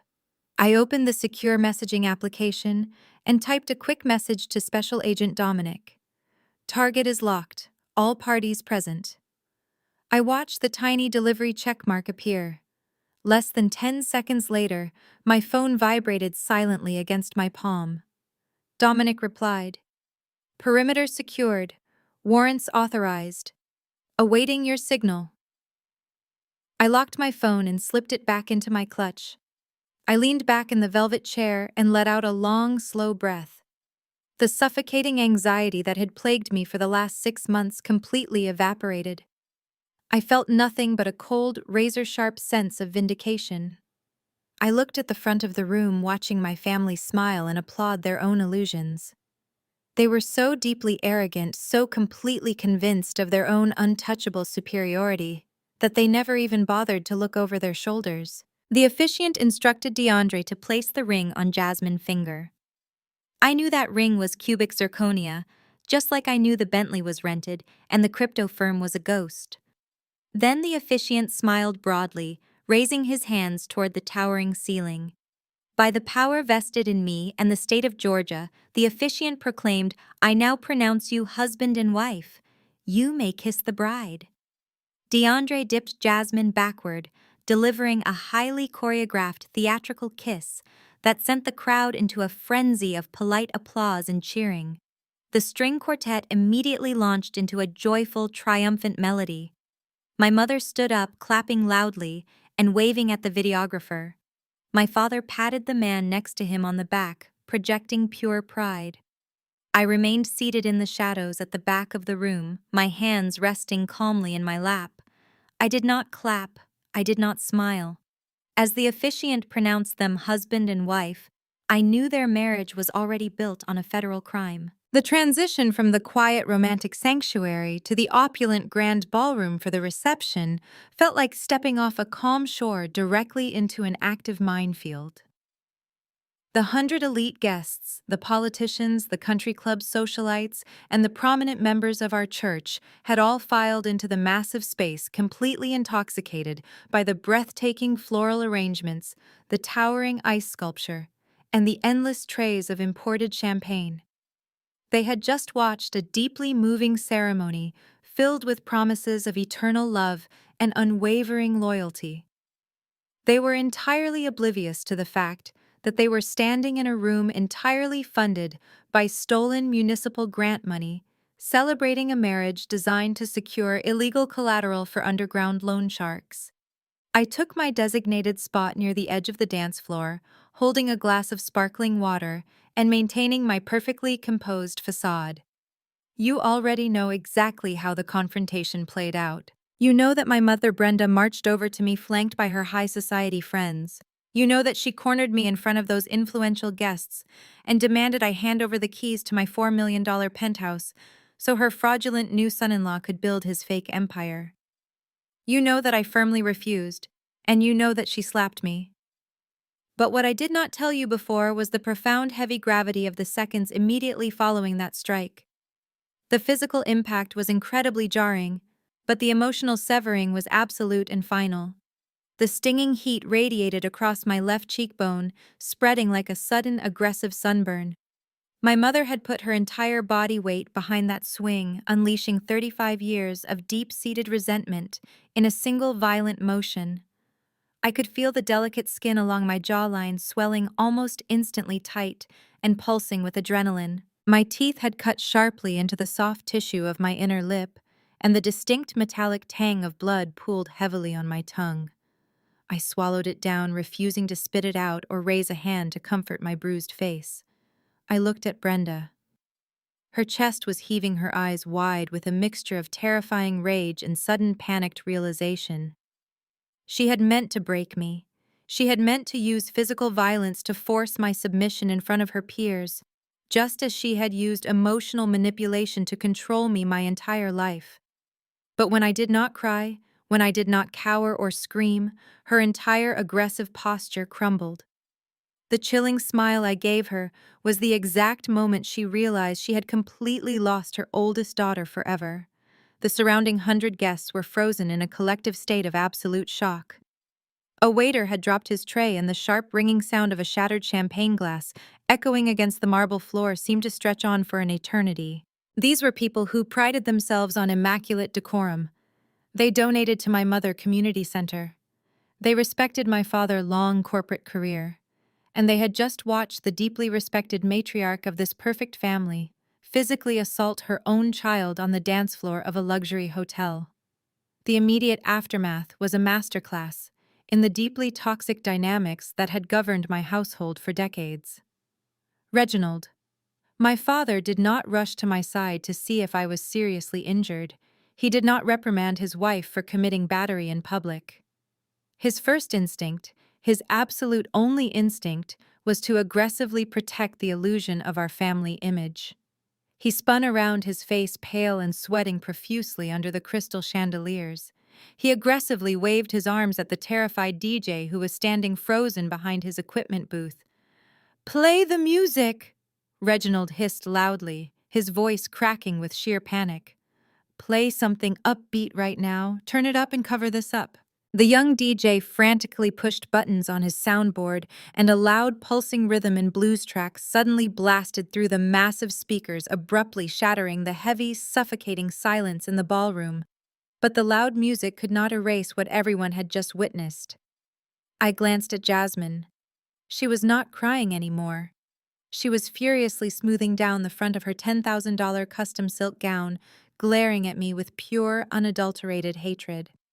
She was not upset that her sister had just been assaulted.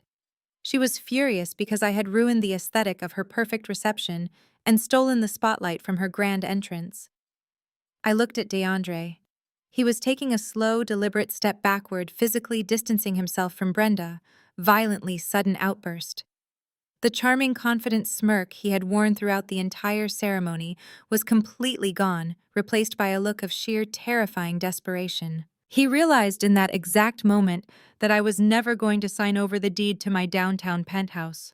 He realized he was not getting the physical collateral he desperately needed to pacify the dangerous loan sharks he owed money to. The walls were rapidly closing in on him, and he was completely out of options. I did not offer them a single word. I turned my back on all of them. I walked through the parted crowd of elite guests, my head held high and my posture perfectly straight. I felt the collective weight of their stares, the heavy whispers rising beneath the loud music, but for the very first time in my entire life, I did not feel a single ounce of shame. The shame belonged entirely to Brenda. The shame belonged to Reginald. As I pushed through the heavy gold-plated double doors and stepped out into the massive hotel lobby, the chaotic pulsing music of the reception was instantly muffled. I walked out into the thick, humid Atlanta night. I handed the valet my ticket and waited in the quiet evening air. The young attendant brought my car around quickly. He noticed the dark red mark already transitioning into a deep, ugly purple bruise on the side of my face, but he wisely kept his mouth completely shut. I tipped him generously, got into the driver's seat, and pulled the heavy door shut. The solid thud of the car door locking felt like sealing a massive steel vault. I was finally completely insulated from their toxicity. I started the engine, but I did not put the vehicle in drive. I pulled down the sun visor and slid open the vanity mirror. Under the small, harsh interior light, I examined my face. The swelling was significant. It was a physical manifestation of everything I was leaving behind. I wiped a small drop of blood from the corner of my mouth using my thumb, taking a deep, steadying breath. I did not feel sorry for myself. I felt an incredible surging wave of cold, calculated adrenaline. I picked up my phone and made the final call to Special Agent Dominic, giving him the explicit confirmation that both targets were fully contained inside the ballroom. The perimeter was secure. The federal trap was completely primed and ready to snap shut. I placed my phone face up on the center console and leaned my head back against the leather headrest. I could faintly hear the heavy bass from the reception music vibrating through the thick concrete of the valet parking structure. My family was in there trying to dance over the shattered remains of our relationship. They were desperately trying to maintain their fake smiles, pretending the ugly, undeniable truth had not just been dragged out into the blazing light. As I sat in my car in the valet lot nursing my bruised cheek, I watched the clock strike 8 o'clock exactly, right on time. The next 30 minutes were simultaneously the longest and the most profoundly peaceful moments of my entire life. I sat inside the quiet, climate-controlled cabin of my car, watching the grand entrance of the hotel through my tinted windshield. The throbbing pain in my left cheek had settled into a steady, dull ache. I reached up and gently traced the swollen skin with my fingertips. In the past, a physical injury from my mother would have sent me into a spiral of deep emotional agony. I would have spent hours analyzing what I did wrong, wondering how I could have been a better daughter, a more compliant child. But tonight, that bruise felt entirely different. It felt like a receipt. It was the final, undeniable proof that the woman who gave birth to me did not view me as a human being. She viewed me as a resource, and when that resource denied her access, she resorted to brute force. As the digital clock on my dashboard ticked toward 8:10, I felt a massive heavy weight lifting off my chest. For 35 years, I had been carrying the suffocating burden of the dutiful black daughter. In our culture, there is an unspoken but aggressively enforced rule that the strong, successful women in the family must act as the ultimate safety net. We are expected to endure endless disrespect, fund the poor decisions of our relatives, and swallow our own trauma simply to protect the family name. We are taught that setting boundaries is an act of betrayal. We are gaslighted into believing that our financial success is not our own, but a communal asset meant to elevate the golden children who refuse to work for themselves. I had spent my entire adult life buying into that toxic narrative. I had paid Jasmine rent, covered my father's mistakes, and funded my mother's extravagant lifestyle, all while being called bitter and selfish. I had allowed them to drain my energy and my bank accounts because I desperately wanted to belong to a family that actually loved me. But sitting in the dark parking lot, I finally accepted the absolute truth. You cannot buy love from people who only value you for your utility. Brenda did not slap me because I was a bad daughter. She slapped me because she could no longer control my bank account. Jasmine did not hate me because I was masculine or focused on my career. She hated me because my tangible reality exposed her fragile, fraudulent fantasy. By 8:20, any lingering shred of guilt or hesitation I held completely evaporated. I was not destroying my family. They had actively destroyed themselves through their own greed, their own vanity, and their own criminal entitlement. I was simply the architect of their accountability. I was finally handing them the bill for everything they had stolen. At exactly 8:25, the atmosphere in the valet lot abruptly shifted. There were no blaring sirens. There were no flashing red and blue lights to announce their arrival. Federal raids on high-level white-collar criminals do not happen like they do in the movies. They happen in absolute terrifying silence. 4 massive black, heavy-duty SUVs rolled smoothly down the circular concrete driveway of the Grand Biltmore Hotel. They moved with aggressive precision, cutting off the main exit routes and effectively blocking the entire valet lane. The vehicles parked at strategic angles, completely boxing in the front entrance. Before the engines even fully shut off, the heavy doors swung open simultaneously. Over a dozen men and women stepped out into the humid night air. They were wearing dark tailored suits with tactical bulletproof vests strapped securely over their chests. The bright yellow letters spelling out FBI were emblazoned across their backs. Local uniformed police officers quickly fanned out, securing the perimeter of the building and standing guard at the exterior exits to ensure absolutely no one could slip out through a side door or a kitchen loading dock. The valet attendants who had been chatting near their podium froze in absolute shock, their eyes wide, as they backed away slowly, with their hands raised. Special Agent Dominic emerged from the lead vehicle. He looked exactly like a man who was about to dismantle a multi-million-dollar criminal operation. His face was hard, his jaw set, and his eyes were locked directly onto the front doors of the hotel. He keyed the radio clipped to his shoulder, giving a short, sharp command to his tactical team. They moved forward as a single unified force, marching up the wide concrete steps. I unbuckled my seatbelt. I reached up and pulled down the sun visor, checking my reflection one last time. The bruise on my cheek was dark, prominent, and impossible to miss. I did not pull out my compact to cover it with foundation.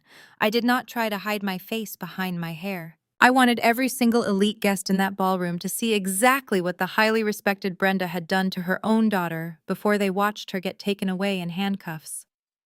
I pushed my car door open and stepped out into the night. The heavy, humid air wrapped around me, but I felt completely untouchable. I walked briskly across the pavement, my heels clicking sharply against the concrete, and fell into step right behind Special Agent Dominic and his team. We entered the hotel lobby like an incoming storm. The luxurious atmosphere of the Grand Biltmore Hotel was instantly shattered by the presence of armed federal agents. The hotel staff in the lobby completely froze. A concierge at the front desk nervously picked up a telephone, but an agent quickly stepped over and placed a firm hand over the receiver, instructing him in a low, dangerous voice to remain completely silent and stay out of the way. We moved swiftly down the long, plushly carpeted hallway leading toward the grand ballroom. With every step we took, I could hear the muffled sounds of the wedding reception growing louder. The heavy bass of the rhythm and blues track my father had so desperately demanded to cover up his family drama was vibrating through the thick textured walls. I could hear the faint sounds of people laughing, the clinking of crystal champagne glasses, and the collective chatter of 100 wealthy people celebrating a massive lie. They were in there dancing, drinking, and completely intoxicated by their stolen wealth. DeAndre was probably trying to figure out how to force me to sign the property deed the next morning. Brenda was probably soaking up the compliments of her high society friends, pretending she had not just committed battery and federal embezzlement. They were entirely unaware that the real world, the cold hard consequences of their actions, had just arrived at their doorstep. Agent Dominic stopped right in front of the massive gold-plated double doors of the ballroom.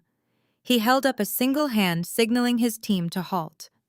The agents stacked up on either side of the entrance, their hands resting near their tactical belts, ready to secure the room the second the doors opened.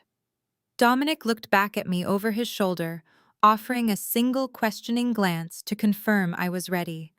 I did not hesitate. I gave him a firm, definitive nod. I stepped forward, moving past the federal agents until I was standing directly front and center. I placed my hands flat against the polished wood of the heavy doors, taking one final deep breath of freedom. I pushed the grand doors open. The music died instantly. As the heavy oak doors banged against the walls, the booming rhythm and blues track was brutally cut off by an agent yanking the main audio cable from the DJ booth. The sudden silence in the massive ballroom was deafening. It was instantly replaced by the heavy thud of tactical boots marching aggressively across the polished marble floor. Over a dozen federal agents and local police officers flooded the reception space, fanning out with terrifying precision. They moved past the towering ice sculptures and the cascading white orchids, forming an impenetrable human barricade around the dance floor. The 100 elite guests were completely paralyzed. Politicians, church elders, and country club socialites stood frozen with crystal champagne flutes hovering halfway to their mouths. The collective confusion in the room quickly morphed into rising panic. My father, Reginald, always desperate to assert his authority and manage the situation, immediately stepped forward. He puffed out his chest, adjusting his suit jacket, and marched toward the lead agents. "Excuse me," Reginald bellowed, using his deepest corporate management voice. "What is the meaning of this? This is a private event. You have absolutely no right to interrupt my daughter's wedding reception. I demand to speak to whoever is in charge right now." Special Agent Dominic did not even break his stride. He stepped around my father as if he were a piece of furniture, holding his gold federal badge high in the air for the entire room to see. "Nobody move!" Dominic commanded, his voice echoing off the high vaulted ceilings with absolute authority. "Federal agents, we are executing multiple felony arrest warrants. Keep your hands where we can see them and step away from the center of the room." The guests scrambled backward, knocking over custom velvet chairs and spilling expensive champagne on the floor. A wide, empty circle formed in the middle of the ballroom, leaving only my family exposed under the bright crystal chandeliers. My mother, Brenda, who had just assaulted me minutes prior, stepped forward with a look of absolute righteous indignation. She was used to bullying her way out of any situation, using her status as a respected community leader to intimidate people into compliance. She threw her shoulders back and opened her mouth to unleash a torrent of threats. But as her eyes locked onto Special Agent Dominic, the words completely died in her throat. Her face drained of all color, turning a sickly ashen gray. Her jaw dropped and her eyes widened in sheer, unfiltered terror. She recognized him. 3 weeks ago, Dominic had visited her community center posing as a routine municipal auditor. He had sat in her office, smiled politely, and asked to review the grant expenditure files. Brenda had confidently handed him forged documents, believing she had easily outsmarted a low-level city bureaucrat. Now that exact same man was standing in her luxury ballroom, flanked by armed tactical teams, wearing a bulletproof vest. In that fraction of a second, Brenda realized her entire life was over. The lie had caught up to her. She let out a visceral, blood-curdling scream. It was not a scream of anger or defiance. It was the desperate guttural shriek of a woman watching her fake empire burn to the ground. She collapsed to her knees, clutching her emerald silk gown, sobbing hysterically in front of the most influential people in our city. While Brenda was having her public breakdown, DeAndre realized the federal net was rapidly closing. The slick, arrogant billionaire persona instantly vanished, leaving behind a terrified, desperate criminal. He slowly backed away from the altar, his eyes darting toward the heavy swinging doors that led to the catering kitchen. He thought he could slip away in the chaos. He took one sudden, frantic step toward the exit, but he did not even make it 5 feet. Two undercover agents who had been posing as hotel waitstaff seamlessly intercepted him. They grabbed him by the shoulders of his custom tuxedo, spinning him around and slamming him face first onto one of the guest tables. Plates crashed to the floor and silverware scattered everywhere. DeAndre thrashed and struggled, shouting that there had been a massive mistake, that he was a wealthy investor, and that he would sue the federal government for harassment. Special Agent Dominic walked over to the table, looking down at him with total disgust. DeAndre, you are under arrest for federal wire fraud, money laundering, and criminal extortion. Dominic stated, his voice loud and clear enough for every single guest to hear. You have the right to remain silent. Anything you say can and will be used against you in a court of law. The sharp metallic click of the steel handcuffs snapping shut around DeAndre's wrists echoed through the room. I watched his fake gold Rolex scrape against the cold metal. The groom, the man who had ordered $4,000 dinners and threatened to send violent loan sharks to my home, was being dragged off a catering table like a common street thief. But Dominic was not finished. He turned away from the struggling groom and walked directly toward my mother. Brenda was still kneeling on the floor, surrounded by the shattered glass of the reception. My father was hovering over her, completely useless, his mouth opening and closing silently as his brain failed to process the nightmare unfolding before him. Brenda, Dominic said, looking down at the so-called pillar of the community, you are under arrest for grand larceny, wire fraud, and the federal embezzlement of $150,000 in municipal grant funds. A collective massive gasp ripped through the crowd of guests. The church members who had trusted her, the politicians who had supported her community center, they all stared at her in absolute horror. Stealing from the government was bad enough, but stealing grant money meant for at-risk youth to throw a luxury party was a moral failure they would never forgive. The social execution was instantaneous and permanent. An agent pulled Brenda to her feet. She was completely limp, offering no resistance as they pulled her arms behind her back and secured the handcuffs.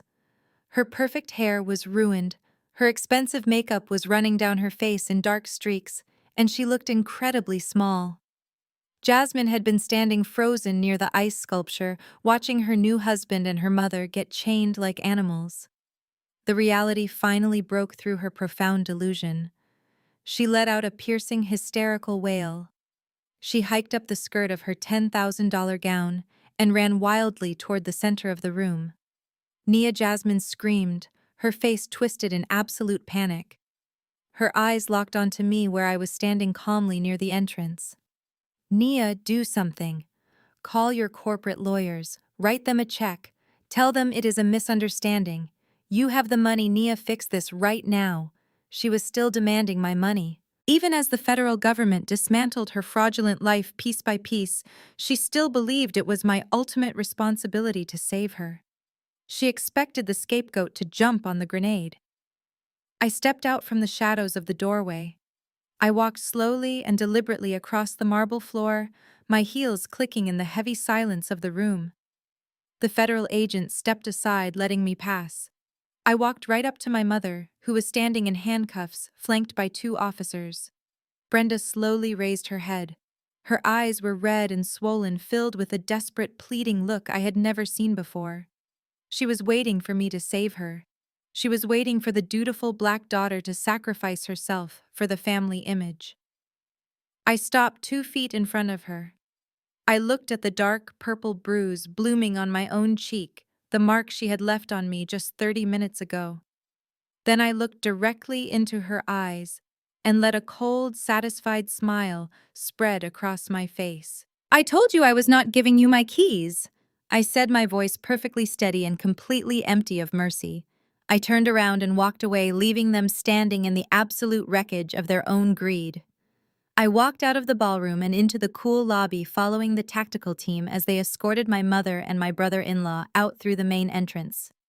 The flashing red and blue lights of the police cruisers illuminated the night sky, casting long, dramatic shadows across the hotel driveway. The shock on their faces as they were shoved into the back of the federal cruisers was a picture I will cherish forever. The aftermath of the federal raid was a swift and brutal dismantling of everything my family had built their fake identities upon. The federal authorities did not even have to press DeAndre hard to get a full confession. The moment the polished crypto billionaire was sitting in a cold, windowless interrogation room, he completely folded. He took a plea deal almost immediately to avoid a 20-year sentence for wire fraud and extortion. He snitched on the underground loan sharks, he gave up every detail of the embezzlement scheme he orchestrated with my mother, and he laid bare his entire pathetic web of lies. But the absolute most humiliating detail did not come from his financial crimes. It came out during his sworn deposition. DeAndre was already legally married to a woman in Las Vegas. He had married a cocktail waitress 3 years prior during a drunken weekend and never bothered to file the divorce paperwork because he could not afford the legal fees. Jasmine, $10,000 wedding, the cascading orchids, the velvet chairs, and the champagne were all for absolutely nothing. Her marriage was completely legally void. She was never his wife. She was just another gullible mark in his long line of desperate cons. My mother Brenda faced a trial that was a public spectacle of epic proportions. The paper trail my investigator David and I handed over to the FBI was completely flawless, leaving her defense attorneys with absolutely no room to maneuver. The community center board members testified against her. The parents of the children she stole from packed the courtroom benches. The federal judge was completely unforgiving, staring down from the bench at a woman who sacrificed the future of underprivileged neighborhood kids to fund a luxury party. Brenda was sentenced to 5 years in federal prison. The high society friends she fought so incredibly hard to impress turned their backs on her entirely. She was completely exiled from the community she once ruled. My father Reginald refused to accept the reality of the situation until the very bitter end. He was so desperate to protect the family name and keep my mother out of a prison uniform that he made the ultimate financial sacrifice. He drained his entire retirement savings. He cashed out his hard-earned corporate pension to hire a team of aggressive, high-priced defense attorneys. Those lawyers took his money and ultimately did absolutely nothing to change the outcome of the trial. Reginald was left completely broke. He had to sell the manicured suburban house he loved so much just to pay off the remaining legal debts. He ended up living in a small, downsized apartment entirely stripped of the social standing he cared about far more than his own daughter. And then there was Jasmine. My sister lost absolutely everything in the blink of an eye. Her luxury lifestyle influencer career imploded overnight when the local news stations picked up the story of the massive federal raid at her wedding.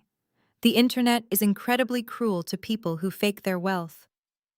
Her comment sections were flooded with people mocking her fake billionaire husband and her embezzling mother. Brands dropped her immediately, sponsors canceled her contracts, and the wealthy friends she had invited to the bridal shower completely abandoned her. The luxury apartment she lived in officially evicted her because my parents were no longer there to quietly pay her rent. 4 months after the wedding, the secure buzzer to my downtown penthouse rang. I was sitting in my living room reading a financial prospectus. I walked over to the security monitor mounted on the wall and looked at the high-definition screen. Jasmine was standing down on the street level holding two large, heavy suitcases. She looked entirely defeated. Her designer clothes were wrinkled, her makeup was completely undone, and her posture was slumped. The golden child had finally fallen all the way to the bottom. She pressed the buzzer again and her voice crackled through the small speaker. She was crying real tears this time. She begged me to let her in. She said she had absolutely nowhere else to go, and no money to her name. She said she knew she had been horrible to me, but that we were still blood. She pleaded with me to remember that we were family, and she promised she would change if I just gave her a place to stay. I stood in my beautiful, quiet sanctuary, paid for by my own blood, sweat, and tears. I looked at my sister through the intercom camera and gave her my final answer. Jasmine, I am not your bank account, and this building is not your sanctuary. I said, my voice perfectly calm and echoing through the street-level speaker. You made your choices. You stood by while our mother tried to steal my identity, and you laughed when your fraudulent husband threatened my life. Now you have to live with the consequences. Do not ever come back here.